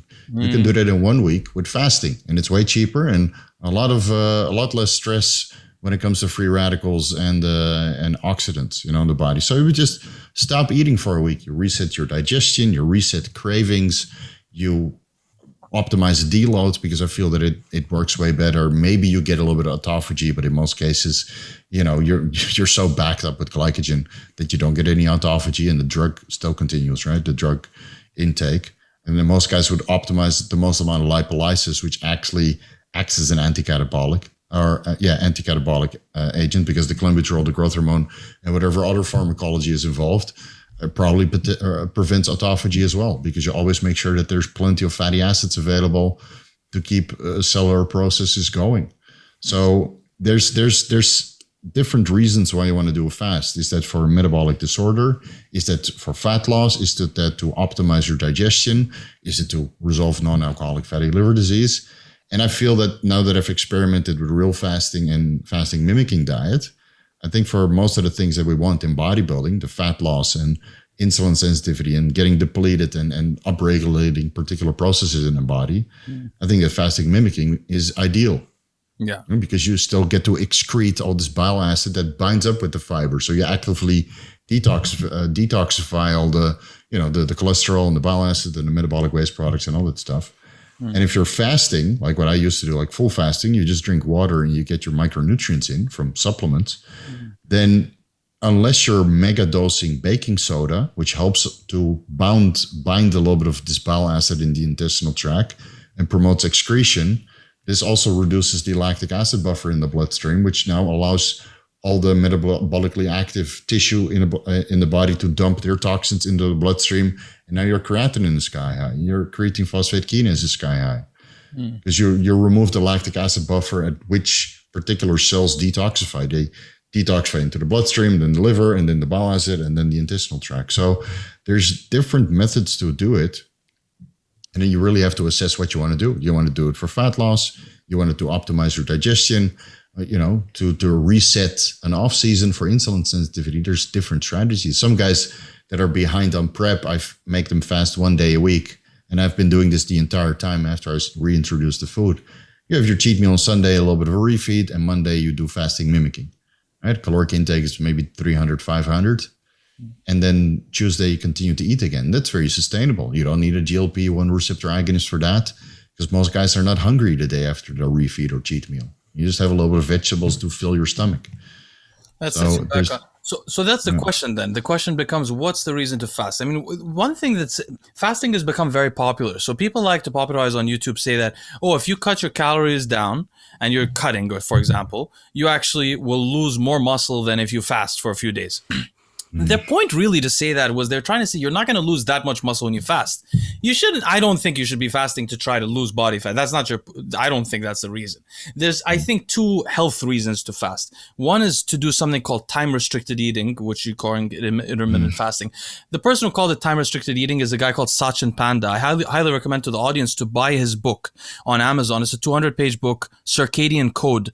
Wonderful book, very easy to read. It'll change the way you think about your health forever. Satchin Panda is actually the father of circadian rhythm research. If you think about Walker, the sleep guy, this is his father, the circadian guy. He invented the whole research of circadian rhythms. He's really interesting. He's at the Salk Institute. Don't listen to his interviews. You won't be able to pay attention. Read the book.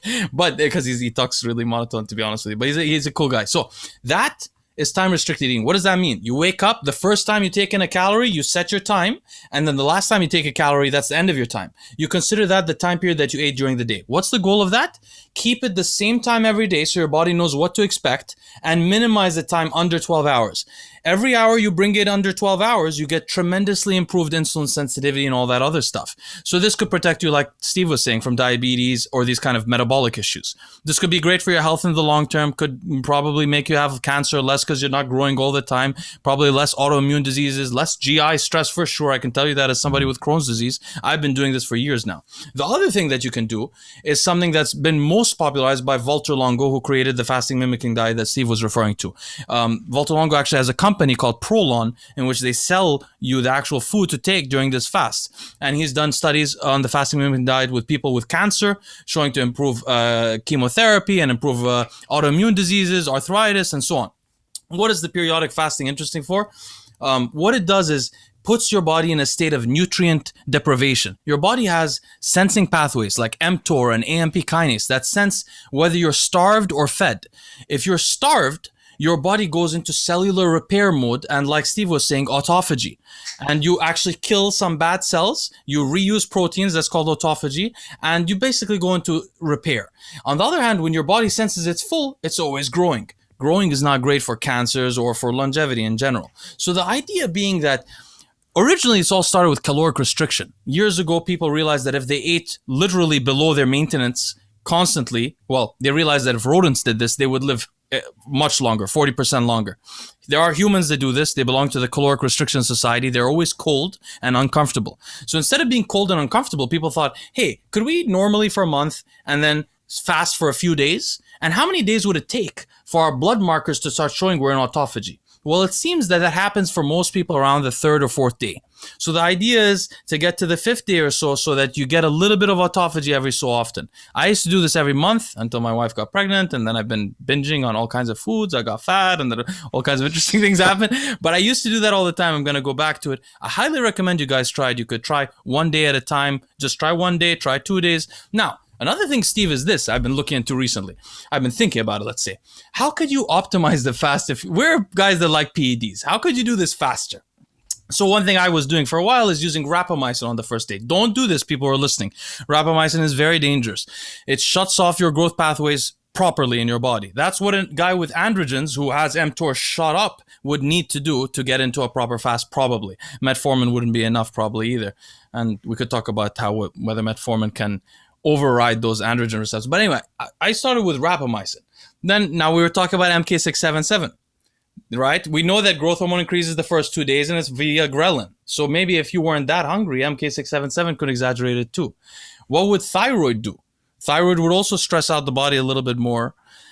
Some people were talking about adrenaline in the first couple of days because adrenaline also puts you in that stress mode and nutrient deprivation mode. You start spending. That's what happens in the first 2 days of the fast. By the way, you have more adrenaline, so you burn more visceral fat and so on. So anyway, I was looking at doing more PEDs next time. I've only tried rapamycin and allopurinol also. During a fast, your uric acid will rise. You don't have to, but I take allopurinol so that I don't have, because I used to fast every month. I don't want my uric acid every month to go high. Uric acid is an independent risk factor. So I was just going to ask you what is like the indication of autophagy, and you mentioned elevated uric acid levels. So I've never seen my uric acid levels elevated. So I probably never induced autophagy, even though I fasted for 6.5 days in a row. Because you were so muscular and muscular, right? And I usually do it in an overtrained state, which I would expect a little bit of recycling of protein, right? But apparently that never happened. But then again, my uric acid is always in range. And unfortunately, mine is always in range, except during the fast. Yeah, so even during the fast, it's in range. But in most cases, there's some pharmacology involved, which probably prevents autophagy, right? So there's so many ways to approach it, and I'm gonna do one maybe in August, or at least before I get back on cycle. Before I take steroids again, and then see how my experience is then. Because now I've done the fasting mimicking diet for 6 weeks. And I need a little bit of a break from that, Even though like fasting mimicking diet with a GLP-1 receptor agonist, like 1 week on the fasting mimicking diet felt like 1 day with conventional water fasting. So 5 days of conventional water fasting was as strenuous mentally as five to 6 weeks of fasting mimicking. It was way easier. Fascinating. I've never tried it, by the way, personally. I never tried it. I'm interested. Give it a try. My wife My blood work is almost perfect now. Yeah. But you did it for weeks consistently? 6 weeks. That's insane. You were eating 1,000 calories for 6 weeks? No, 500 per day. You were eating 500 calories for 6 weeks? And what do you think I dropped 30 kilos. Fasting mimicking diet is 1,000 calories, 50% from fat, 50% from carbohydrates. 800 calories on the third and fourth and 50. So I did vegetables only. Well, you did. Wow, so you didn't do fats. No, I didn't. Olives. Okay, I wanted to resolve this non-alcoholic fatty liver disease. I mean, when you see the before and after ultrasound on the I'm sure it works, but it's not. Valter Longo is really focused. I didn't read that book. Yeah, the more you have carbohydrates, the more your insulin could be there, and it could negate the fast. So, in fact, they're really focused on fats. If it was just fats, and 800 calories that would actually be ideal, but they put the carbs in there to help people out and stuff I like just that. have vegetables, so I realized I had to brute force this non-alcoholic fatty liver disease because every supplementation protocol that I did By the way, what have for you been 6 eating months, vegetables? Because you used to be eating only salmon, and I'm so curious. How are you preparing your vegetables? I just make a salad. I just What toss kind of stuff salad? in. What do you do? What do you put Oh, in? wait. Oh, no, we're going to get the comments. Do you put like no, not comments? I'm just curious. Well, I just said cut this tossing the out. salad. So it's very easy. I go to the grocery store, I get everything that's green and colorful, and I throw it in a bowl. I rinse it and I eat it. Oh, no, mine is complicated. I have all kinds of like different spices I put on it. I have hummus. I have baba ganoush. By the way, these are not my foods. Don't think because I'm Arab I eat hummus and baba ganoush. These are Lebanese Baklava foods. all day long. Baklava. So stereotypical. But I put them with my salad because when you mix it with the salad, you start to feel. And I put like ground walnuts. I do a lot of things to try to make it feel adventurous because I'm not a cow. I can't graze all day. But I try to make the salad like feel like a real meal. You know. Like almost like it had some meat or spice in it. It's like 400 or 500 grams of salad, and then I throw in a protein source and a little bit of fat to make it ketogenic and anabolic, and then that's what I do now. But before then, I had 3 huge salads per day and a GLP-1 in the morning, and then I would cruise along. But to be fair, I did do a cheat meal in the weekend because I have a relationship and we'd like to go out. Still the same place? Yeah, same place. Yeah, That same sandwich? Same sandwich, same stuff I every gotta week. try. Man. When I My come life, to Thailand, you have to take me there. for sure. I'll get you a discount too. That's a deal. By the way, I think Derek is falling asleep on us. Even though, by the way, Derek, I'm finding there's these 2 peptides that I had. I'll put it in the chat, and it's when you were talking about mimicking a fast. I have this. This is something I took note of like a year ago, maybe, and it was that's a peptide, right? Yeah. I forget. I honestly don't even remember the mechanism of action by how this works, but this is just a note I have in case you want to look into these. These were very promising for the reasons I am about to post in here, but it will not seem to let me. Let's see. So I have GHQ copper or GHK copper peptide and TB500 and BPC 157 here ready for an experiment. And I will run each of them separately and then by themselves. This second one I had never heard of at the time. So this is why I took these notes. And let's see. Honestly, these might be like not even really make sense what I'm writing. And this, the people watching have no idea what the fuck I'm talking about right now. And this is like very unorganized notes. So I'm not even going to present it. I'm just giving it to you, Leo, in case you want to dig into it further. But I was going to make a video on this, and then it was just so extrapolated, and I didn't even know where to get the second peptide. So I just kind of, I don't know. There's a lot of topics I have on my to-do list that eventually just end up being like a year old that I don't touch because I'm just like on next thing so much that stuff I wanted to look into. It's just coming from a Discord group. The way this is written is, yeah. This is the group that you were potentially going to be in. Is it the group I was invited to? Yeah, I think the same one. I love that. Yeah, so we have like Discord. We have mutual friends in it, but they you talk to them outside of the Discord now, so it's not like you would need to be in there to get this information now. It's very unorganized Discord groups. But I get tagged in messages. I'm a forum guy. I don't know how to do this. I'm a forum guy. I'll always be a forum guy. I don't know how to Discords. People are talking in voice messages and that stuff, right? They send voice messages?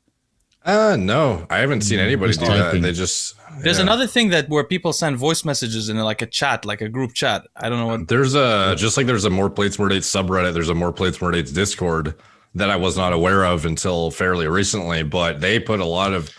I think it skews really young there though, because there's a lot of really immature behavior there to the point where it's like. I don't visit as much as they'd probably like me to, but they do. There are a lot of guys on there that put in like really good video ideas. And sometimes it's cool to go back and forth with some of them. A lot of them just like, post ridiculous shit, but some of them are actually like, fairly in line with my interests, like obviously as fans of the channel. And I get the sense some of them skew like really young. They're like part of my really young demographic there, which is cool to see that many people in one place. But it's, in general, it's like a good place for me to accumulate ideas of what to post. I've actually come up with some of my best videos recently from some of their suggestions. So Discord isn't all bad. That's for sure. It's just find it hard to read. Like it's difficult to structure, but maybe I just have to get used to the structure. There's like a bunch of different types of categories of topics, and then if you want to see something that happened even 10 minutes ago and there's a lot of people talking, like good luck. It's way gone. No, it was just shoots up. So like for me, what I go to the Discord and I filter by my name, and then I see like, oh, this is where somebody mentioned me. Let's look at that. This is where somebody mentioned me. Let's look at that. I did that, but I didn't really like what I read. Yeah. So like, especially, it's kind of funny how they'll invite you to the group and then not realize you can filter by them shit talking you. So I still love you guys. The same group that I was invited to, Steve. You saw them shit talking you there? Yeah. The Lab Rat group?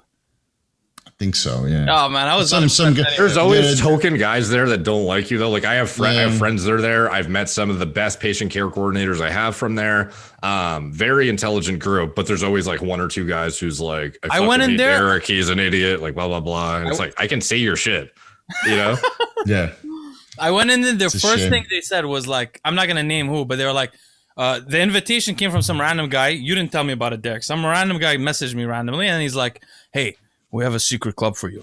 And he's like, "Listen, there are important people here. Tony Hughes is here, and some other people are here." I was like, "What am I gonna learn there?" So I go in the thing, and then I look at it, and it's like, it's like a bunch of people that think they're really special, trying to communicate. I don't know. And plus there are some really intelligent guys there that you are friends with now. So obviously, some of them are highly intellectual, but there are a lot that are just there to fuck around, and some will be shit talking you too. So I'm not interested. Yeah, that's a shame. It's unnecessary. We can read academic papers. And then sometimes the same guys that comment on your channel are highly praising you, and then somewhere else they're talking. It's I've seen people literally comment publicly on my video something good, and then I'll be watching another guy's video, and it'll be a comment from, I recognize the YouTube comment, and it's like that guy shit talking me on the other video. I'm like, bro, this is public.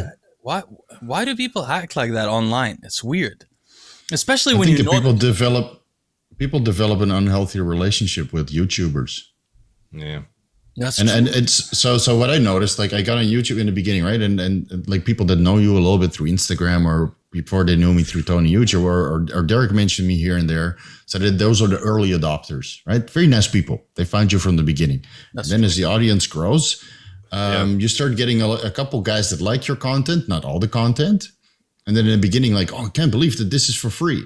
Right? You see those comments all the time. You're amazing. Thank you for everything you do. And then over time, those comments change because they start to see you as a friend or something like that. Or they put a lot of pressure on you where you're somehow dictating what they're going to do next in their PED journey. And then they hear something they don't like. And then they turn into their worst enemy. Like it's my fault. But I've never met these people, and I'm always wondered, like, what kind of relationship are you developing with me? There's always like that one guy who dislikes the video immediately when you post. He's like dedicated to hating you. There's always 18. That one guy. I have 18. Yeah. No one. I have 18. Yeah, I have a couple for sure. Always like clockwork. I'm like, how are you awake? Like this isn't even my regular posting schedule, and here you are.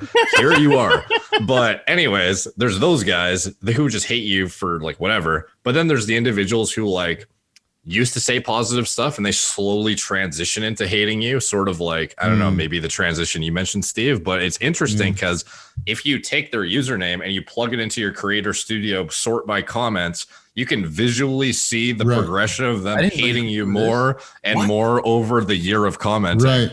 So you can see their first comment they ever posted on your channel. Like, oh, this is a great video, blah, blah, blah. 2 months later, it's like, fuck Derek, he's a piece of shit, blah, blah, blah. I didn't know you could do that.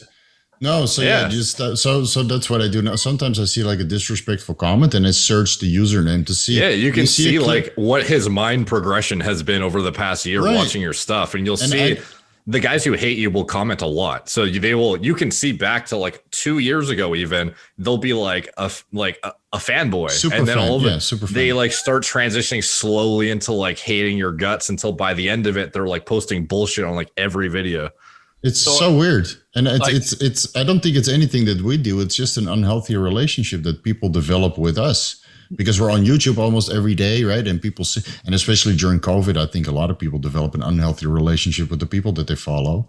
because they see us under time, but they don't see their own friends all the time. Yeah, but you Well, can't some blame people them for think that, Like, you yeah, can't some blame people them. think if we make a mistake, like in something that, I don't know, like a fact that they knew and you didn't know, all of a sudden they don't think you're a credible source of information anymore. And then they start to think like, oh, can I trust this guy? And then they start looking for holes in your shit. Bro, And, I keep getting that, but they're posting incorrect stuff, saying you're wrong, this is right, and then I'm like, no, it's not. Like, and if correct me, I've gotten like I've gotten 3 comments or 4 comments that were proper corrections. One came from your employee a long time ago. Not a correction. He told me about Nebivolol. I never heard about it. So I was really grateful, and that's why I remembered him. And then later I didn't like him anymore. But when I first saw it, I was like, oh, he's a nice guy. Thank you so much. So I remembered him. But most of the comments I get they're correcting me, but the shit they're writing is wrong. Like, no, tell me Sardan, PPR Delta, you lose weight, bro. You don't know about that? Like, no, man. Why are you correcting me? Go read. I always just say, go read, and I hide the user permanent. Go read, hide. I'm like, this is too much. But the other thing is this, bro. I sometimes get comments now. I'm like, where did this even come from? Like 2 days ago, I got a comment. You're such a beta male, Leo. What gave you that idea? What do I see? I mean, maybe I seem like one because I have books, but I mean, why would you think that? And then why would you say it? And why would you send it? Like, what were you thinking? But at the same time, I wouldn't blame the viewers for developing a relationship because honestly, it happened to me. Like, I honestly thought of Palumbo as like my uncle for like 5 years. I love Palumbo. I loved him so much, bro. When that other bodybuilder did something wrong to him, I can't remember what his name is, Bob Chick. I was so mad. I had nothing to do with it. I thought that they attacked Palumbo. This guy, he's such a good guy, old guy. He's sitting there. He has, living in Florida, doesn't have much going around, and people are attacking him. I was like defending him.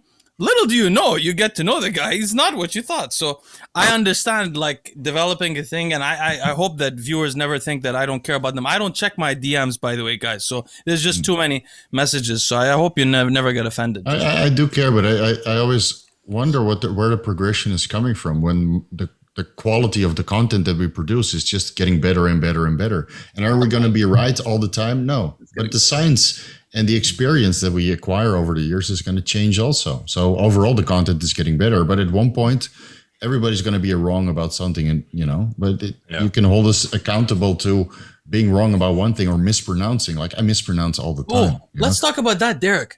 About the thing that people have been accusing you of now about the children.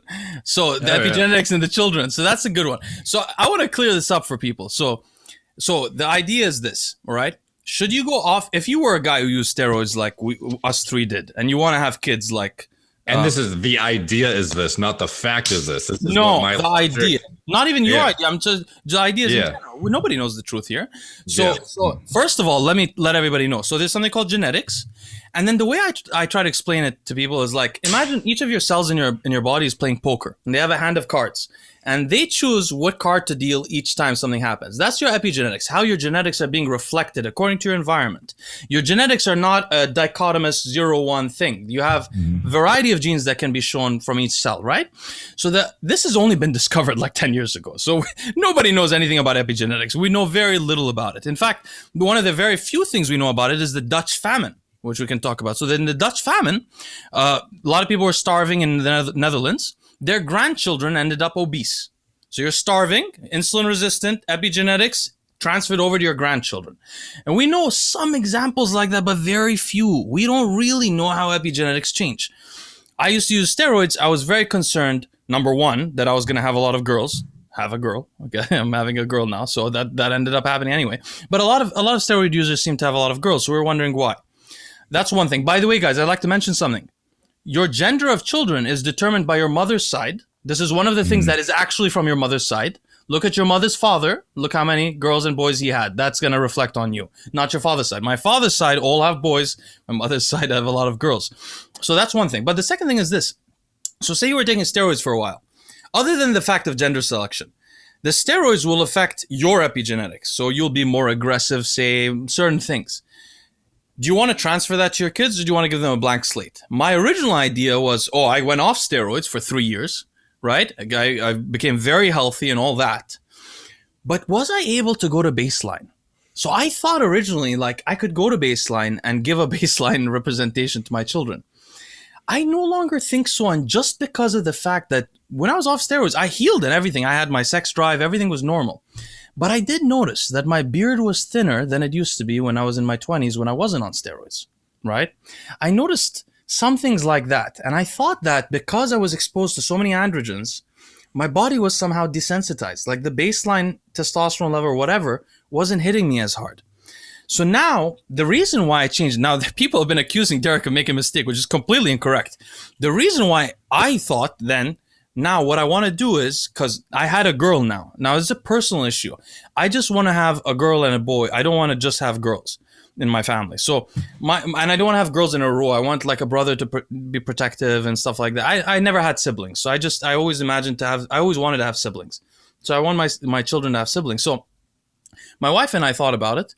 And we're like, we don't want to have a girl next. Now, the problem with IVF is what? IVF or any kind of enhanced, I don't know, I forgot what they call it. There's a term in the medical literature. But when you use Clomid for your wife or anything else, all of that stuff has been shown. Nobody's ever talked about this on YouTube before, by the way. All of that stuff has been shown to worsen the metabolic profiles of the children later down the line. Children from IVF have worse metabolic profiles when they're 20 than children that are not from IVF. So you don't want to do IVF unless you have to. My wife and I have probably decided to do IVF next. And with that in mind, because we want to have a boy. And since we're going to do it, we're probably going to get twins. So this is probably going to be boys. With the knowledge that I'm going to have boys already, I don't have to worry about that. Then I thought, okay, do I want my boys to be potentially hypoandrogenic? Because I've been used to so many androgens, my epigenetics may have reversed the opposite way. So that's where I came to that thought. Whereas people apparently have been commenting to Derek, saying that his idea. What were they telling you? I'm sorry, this is my fault. It was like, so yeah, my idea, well, it wasn't even my idea. I got it from you, was to come off because, well, like there's something going on that's causing more. I don't even know if it's factual or if it's just coincidental that more bodybuilders who took gear are having females. Yeah, that's what I've always observed. I think that's what I've always observed. Logically, I'd like to avoid that enhanced probability of only having girls, obviously. So I'm thinking, okay, well, if I'm going to come off TRT, then I will, do a post-cycle therapy and return to baseline and get off of the exogenous hormones that may be causing epigenetic changes that influence the gender of my child. Logical conclusion, I would think. Yeah. But then, Leo comes out with this new theory about. I still think it's a logical conclusion. Yeah, but then it's like none of us know what the fuck to do. We're just speculating. Not only do we not know, but scientists don't know. The experts in epigenetics could not tell us. Nobody can know. We're all speculating, and these are valid ideas. And if it ever will be studied, it will be studied in cases of HRT, which a lot of these guys take HRT because of they have, testosterone insufficiency or infertility before they even start TRT. So that probably also is not a valid sample size. So for the guys out there that are wondering what it's like to come off steroids and come back to baseline, which I've accomplished, my testosterone was 650 nanograms per deciliter before I took steroids at 26 years old. And as of 2 weeks ago, it was 630 nanograms per deciliter. Wow. See, completely cleaned out. Right. But my lifestyle is completely different now, right? Back then it was highly stressed. Right, working as a consultant, not paying good attention to my nutrition as I do now. Now I'm way more financially secure, so I can afford all these tests. At the moment's notice. So a lot has changed, but I was able to get back to baseline. Will I get my wife pregnant soon? No, at the age of 40. Now that's 42. The question. That's what I wanted to know. So secretly. Yeah. I've been telling my wife secretly. I've never said. No, but I've been telling my wife. I have a suspicion that Steve did not go off hormones because of the NAFLD, because it didn't make sense. Because I argued with you. I was telling you should be on testosterone. I had a feeling that you guys are planning to have a family. Is it true, or you? So no. The plan is. We were just talking about this today. My wife in the car. Really. Right. So the plan is around 40. My wife is not ready yet, and I don't want to force her into, because I know her physique will change after the pregnancy. And so we wanted to get her competition out of the way, and she still likes her shape now because, when I look at her mom or her grandparents, the physique took quite a hit from the pregnancy. Yeah. The hips widening. Yeah. Not right. So I want her to enjoy her life being physically super fit because she has a banging body. And if she wants to have kids at 40, 42, 45 even, we did our fertility checks many, many times during competitions while I'm on steroids. And in most cases, the fertility is still good. I still produce 23 million sperm on cycle. One thing. I should warn you about one thing. Your fertility can be good. You can have a child. It doesn't mean the child is the same quality. No, of course. As a man, not just women. Imagine men's sperm develop epigenetic damage over time, and children end up. There's evidence. I've read this in research evidence. There's evidence that men's sperm gets. I thought originally I read a long time ago in a book, some genetics book, that men actually had more. Something was their children were better off when they were born later, and they thought it was a genetic thing. Turns out even the men's side gets worse, but the woman's side tremendously gets worse. There's a limited time, right? So it's not about it not being born. It's about it being born. You don't know the minor things that are wrong. No, and that will manifest during puberty, right? So, like, I can tell from my father's side, my dad had another kid when he was 53. Mine too. What? Yeah, really? Perfectly healthy. Yeah, I've got a little sister, and she's like 11 years old. Me too. What? Yeah. Mine is 11 or 12. Yeah, right. Very, very, very young. So, and on my wife's side, there's all these kids are healthy and got in later lives as well. Now, of course, our parents are a little bit different than we are because, we were exposed to a PED or two. But I've checked my fertility. a couple of weeks ago, and I got millions of sperm with good motility, good morphology. Everything is all good. Can it be better? Of course. That's why I'm doing this icing the testicles experiment. We checked my wife's eggs, right? All good size, plenty. Have you considered saving them, the eggs? We thought about IVF issues, but not the epigenetic issues. That's an interesting. Right. So we're looking into that. Maybe 7 weeks from now, 8 weeks from now, we'll do get that resolved. But again, I'm not really fond of IVF. I like it the conventional way, try until you buy. Yeah. Unless you have 5 meals in a row, then you end up in the Kardashian house. I don't want to end up a 60-year-old transsexual. I'm trying to avoid. I don't know what happens when you have a lot of girls in the house. I've never had a sister. I don't have any female cousins, but I have a feeling you have a lot of. I'm just watching the Kardashians. Something happens there, so I'm trying to get it all mixed together. I'm making a joke. There will be no TV in my house, man. No, TV is poison. I threw, literally when I was 15 years old, I threw my TV out, or at least the connection, the cable connection. I haven't watched TV since I was 15. I played video games. I downloaded shit from the computer, but I've never watched TV. We have very weird similarities. At 16, I got rid of my TV, but for religious reasons. Yeah. I got rid of my TV also. No, I just figured that why would I watch all these commercials of stuff that I can't afford? Wow, incredible! Yeah, I bought a TV when I came back. When I came back to the US, I bought a TV for the first time. And eDonkey and Kazaa and Napster was already out, so I started downloading at a early age. He doesn't know what Napster is. Do you know what Napster is, Derek? Yeah. Do you know what LimeWire is? That's of course. It was after it. Yeah. Every time you download something, it's labeled as something else. So you weren't you so young? How many times did I download? I'd go to download a song, and it would be like, what's that president who's like, I did not sleep with that woman? It would be like Clinton. Yeah, it would be playing like a fucking Clinton clip for like some song I'm trying to illegally download. Bro, and a lot of snuff videos on LimeWire. I used to spend like 5 to 20 minutes downloading a song on Napster when I was like 13, and then over time you'd collect songs. So you had 2,000. I had 2,000 songs at some point. I was like, that because the time I spent to download each one, it was incredible. Yeah. Then if you lost it, that's it. Yeah. Right. Yeah. And then your hard disk would fail, you're like, end of the world, And now I got gigabytes of YouTube videos that I don't even want to categorize. Oh, right.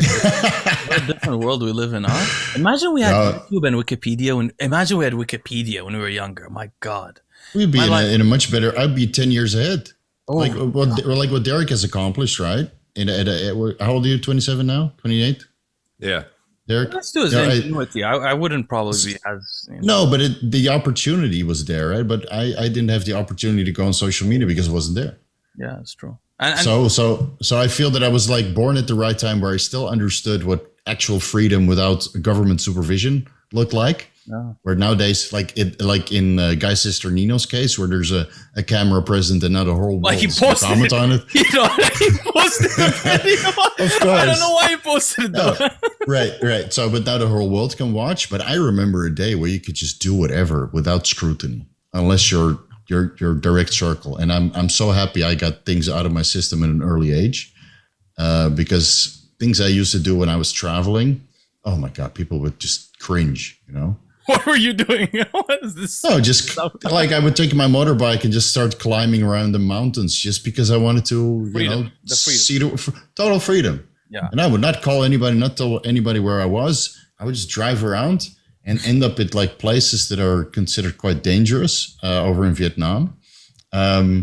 And just make my own adventure, man. But nowadays people need to document everything. And then if I were to document what I did while I was traveling, people would like, what the fuck are you doing? We're so lucky that our content is like you can reproduce it sitting wherever you are in front of a wall. Yeah. Versus like guys who have to vlog all the time. I feel sorry for them. The guys who have to literally bring a camera, like when they travel, they have to worry about like, it's cool to get the write-offs for taxes and whatnot. And theoretically, we could just vlog if anytime we want to write something off too. But knowing that we can just sit here and pump out some information that's going to be more views than us literally like having to go to the gym with a fucking thing or go on a trip. Yeah, that's what I noticed also. Yeah. Even though you're under more scrutinous lens than your lifestyle videos. Because you mispronounce one word. Oh, it's picograms. No, it's picograms. I like pico still, but it's not pico. I get that comment a lot. Like, where's this guy's accent from? It hurts my ears. Like a lot of this stuff, I'm like, this is not my first language, man. Which is why nicer. I stopped reading the comments. I can't deal with it emotionally. No, really, it's whether it's a good or it's just the sheer volume of it. Let's go back on topic. We have to discuss pre-workout. So we got questions about this. Was the question. DLMon says, what are some unusual pre-workout supplements for more strength or a better pump? PEDs and natural supplements included. First of all, and then he mentioned, there were a lot of comments. People mentioned oxytocin, intranasal insulin, kratom, taurine, alpha GPC, L-tyrosine. Notice alpha GPC and L-tyrosine are both in Derek's pre-workout, right? Awesome. Yeah. And we have alpha GPC and the Ghrelin.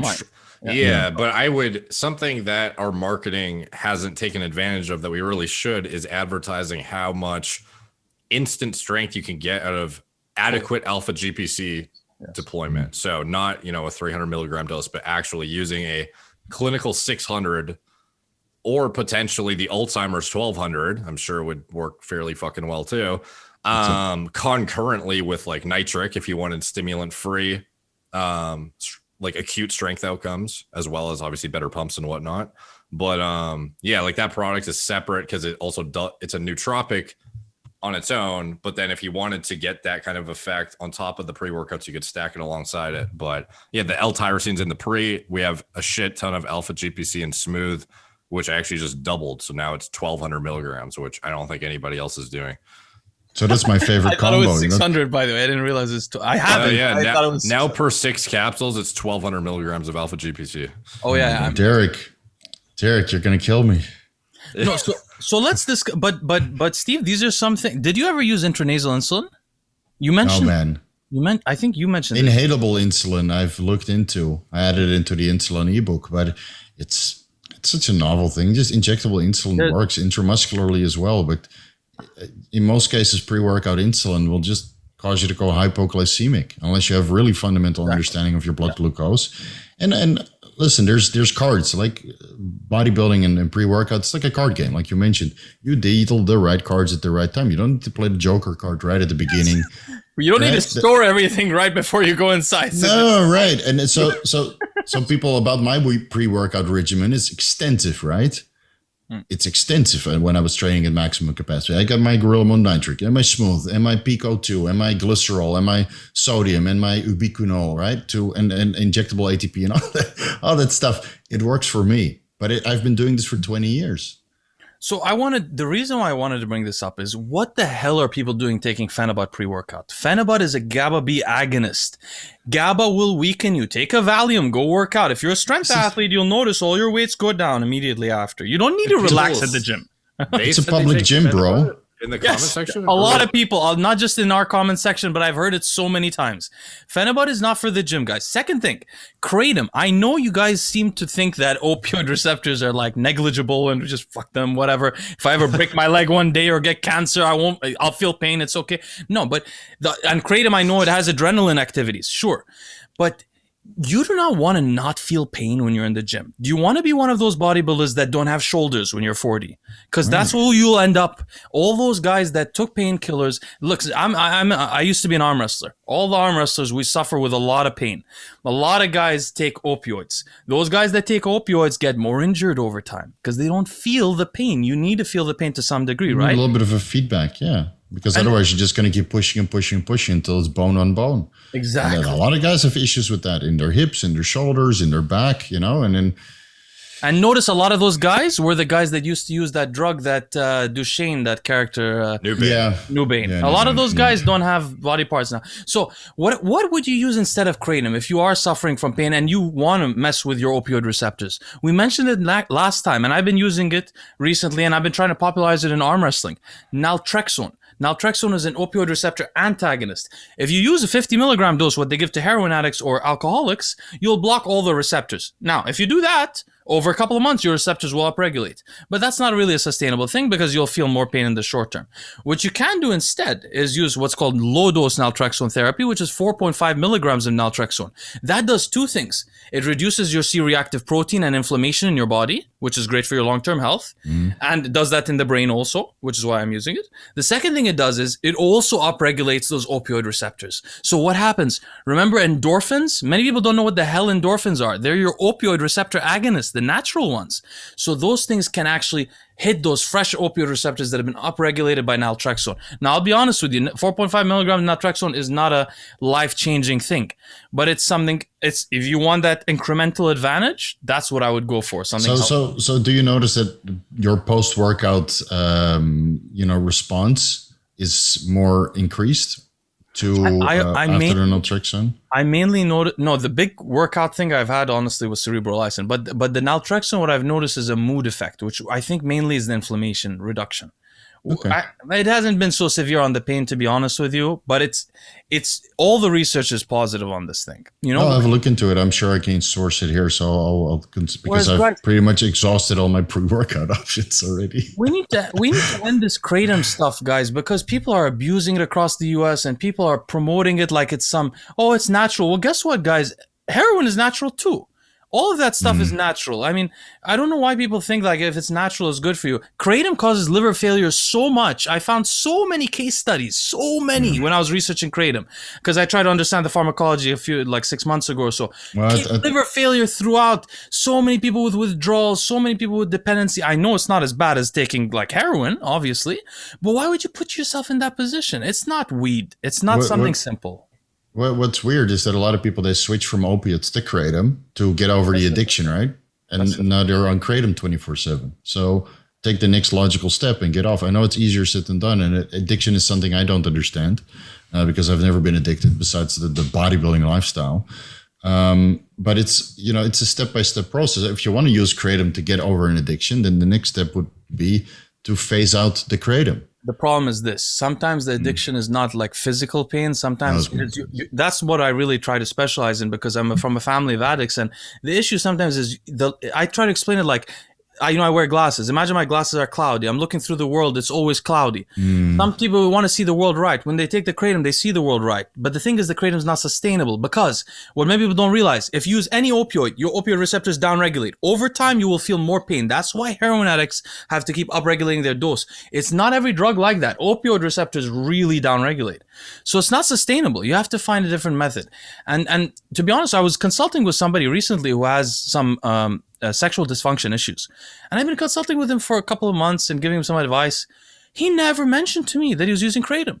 2 months later, I find out randomly, I found out. He's like, by the way, bro, is the Kratom bad? I was like, Kratom is, listen guys, in your hypothalamus, you have your gonadotropin releasing cells. They don't just have estrogen receptors for the negative feedback. They have mu opioid receptors. That is a direct shutdown. Everybody that takes opiates has fertility issues, testosterone issues, and sex drive issues. That's known. Nothing has numbed my dick more than Kratom. When I take that, literally impossible to get off. Horrible, horrible. Well, things I've never taken it. Well, some people use that as like a PED, but yeah. Oh, for PE? For sex, I mean? Yeah, so like guys who prematurely ejaculate, they're like, oh, I'll take kratom on top of like Cialis plus, what that's like their stack. Fascinating. I never even knew about that.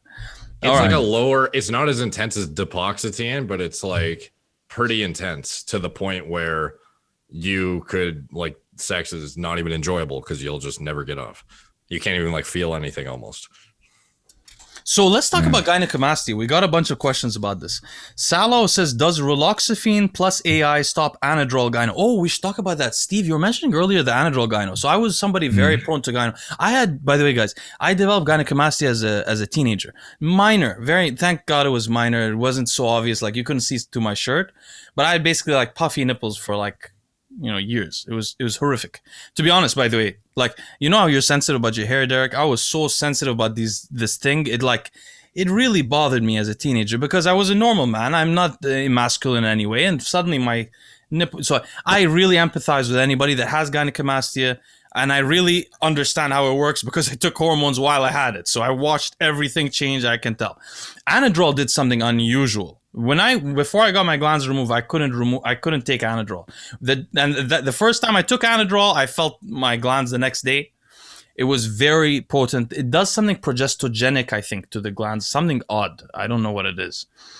But anyway, back to this. So he says, does raloxifene plus AI stop anadrol gyno? Heard it cause gyno by other means rather than E2. Yeah, it does not. Raloxifene will. A SERM will. But for me, honestly, even Nolvadex wouldn't stop the anadrol gyno. It was something unusual that was going on. Now, generally, if it's estrogen, Nolvadex will, if you take 10 milligrams twice a day, in women, it'll stop their breasts from growing, even with cancer. So for me, I used to take Nolvadex the whole time I was taking hormones. But sometimes with anadrol, it wasn't enough. So I noticed that with the anadrol gyno, it doesn't occur when you run masterone.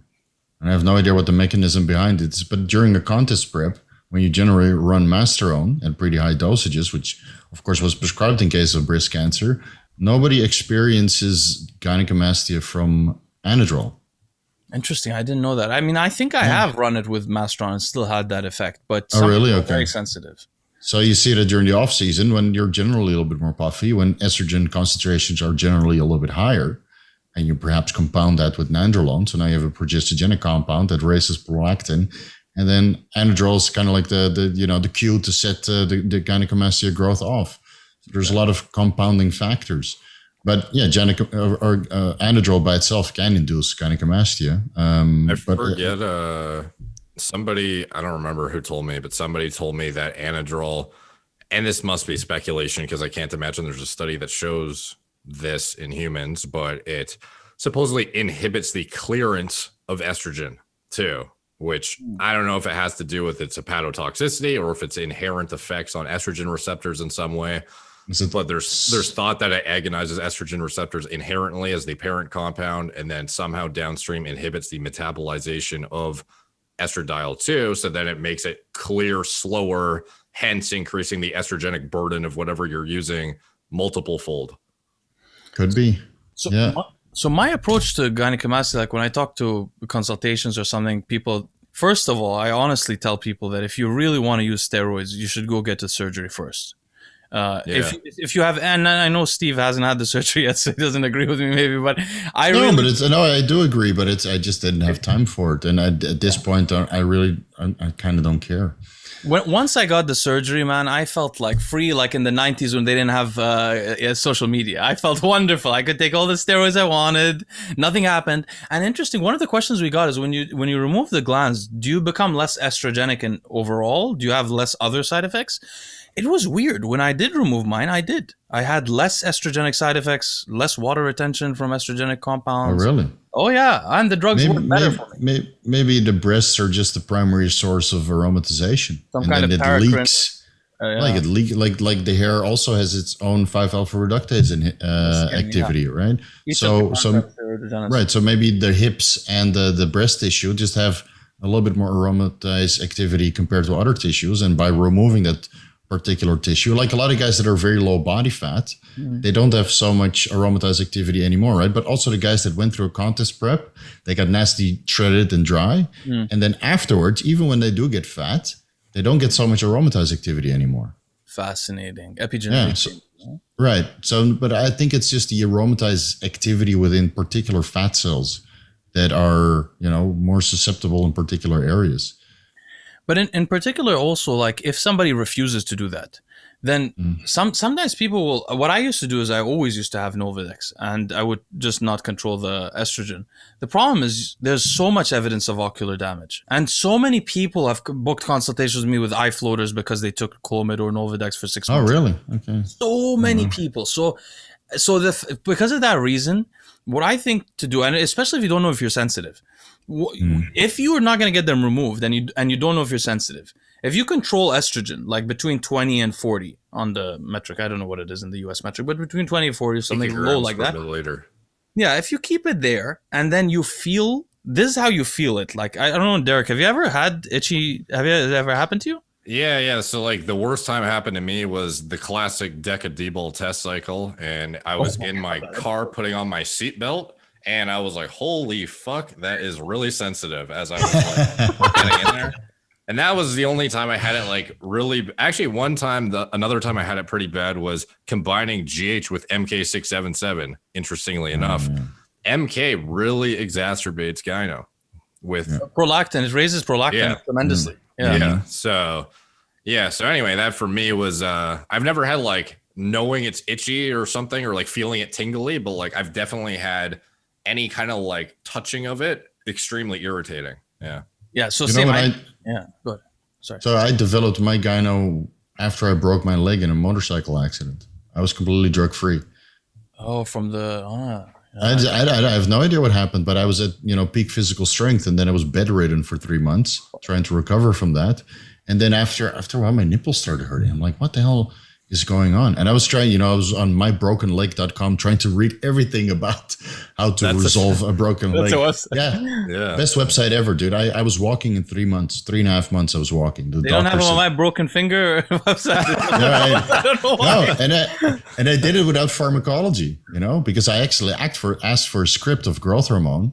Because that has been shown to help in bone fractures, and then do some sonic therapy concurrently, where it just radiates some sonic sound waves into the bone, which helps with growth as well. But doctors in Holland, they didn't really bite to those kind of practices. So I was able to resolve that quite quickly. But during that time, I developed gynecomastia out of nowhere. I was just sitting there, raising my arm, and I was like, why does it hurt so much? And I had like a huge lump, which I did an ultrasound, and of course the doctor accused me for steroids. I came in a wheelchair. I said, dude, I broke my leg. Why would I running steroids? Come on. Yeah, you have a history. You do all this blood work. You do steroids. All right. Another reason to get the fuck out of that country. So I developed gyno just naturally at the age of 24. It does happen in depression also, by the way. In depression, it happens also from marijuana sometimes. I didn't smoke. I wasn't depressed. I think my hormone. I think my steroids was completely messed up because I changed my diet, and of course I was inactive all the time, and the only activity I would have was, like therapeutic movement to get a little bit of feeling back in my feet because I couldn't. Yeah, we're running over time. I just saw the time, by the way. Okay, wait.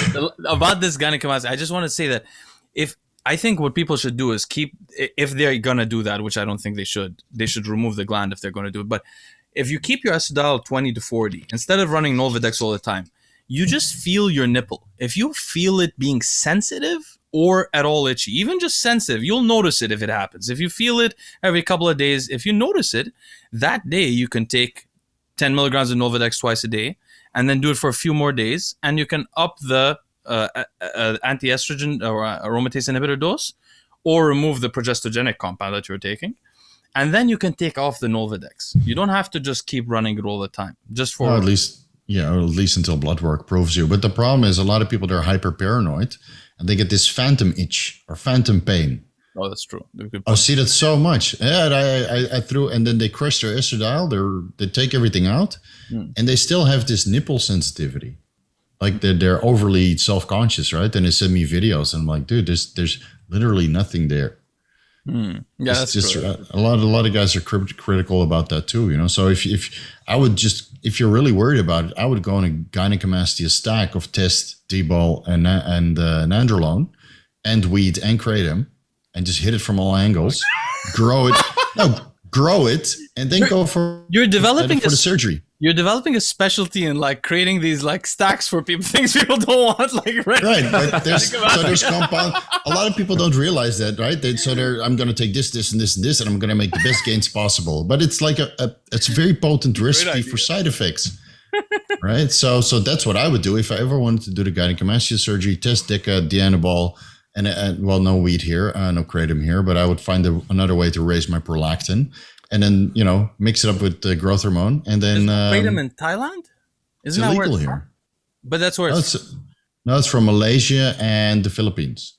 Oh, but it used to be in Thailand originally? It's available here. I just don't want to take the risk. I'm a public figure. I mean, Leo, I'm not going to take any drugs here. Are you crazy? You wouldn't use raloxifene over Novadex? No, raloxifene is superior. Absolutely. Yeah, Okay. from what I've seen. But a lot of people get mental side effects comparable to Clomid as well, and that's pharmaceutical raloxifene. So I've heard guys they feel depressed, they get the estrogen-like effects on 60 milligrams of raloxifene per day. I feel terrible, like on Clomid. That's because it's more potent as a SERM. Yeah, because Clomid is a very potent SERM, so it's also lipophilic. It's getting in your brain, right, and it's inhibiting some of estrogen's effects on serotonin. That's what's specifically happening. Yeah. So there is a trade-off there that you will feel horrible potentially when you run raloxifene to get the gynecomastia under control. Hey, I'm sorry, guys, that we didn't go through so many topics today. I realized that's why Derek's tired. I didn't know the time because this is not my normal time of day, so I had to take some coffee and all this stuff. So I didn't really notice. But I saw Derek's tired. I'm like, wait a minute, this guy's usually awake till 5 a.m. So is this a 3.5 hour podcast now? Yeah, with few topics. It's an actual podcast. We beat our record, I think. Oh man, yeah. I'm sorry. No, this is good. I'm just like I'm sometimes if I am inactive for a long period of time, it might look like I'm tired, but I'm normally up for another like 3 hours anyways. So after we're done, I'm gonna rip this whole thing, clip it all up, post at least a handful of them because I have no videos filmed for tomorrow, so I need to use this. So. I don't know if there are any clips in it, but Derek, by the way, you guys keep so many clips. You guys keep chatting at night, and because I have a different schedule, I always miss your question or like discussions that you guys have. I feel left out, and I wake up and I see them like, oh, the conversation's over, so I just leave it. I don't mean to ignore you guys, but no, it's okay, man. We're all in our different time schedule, right?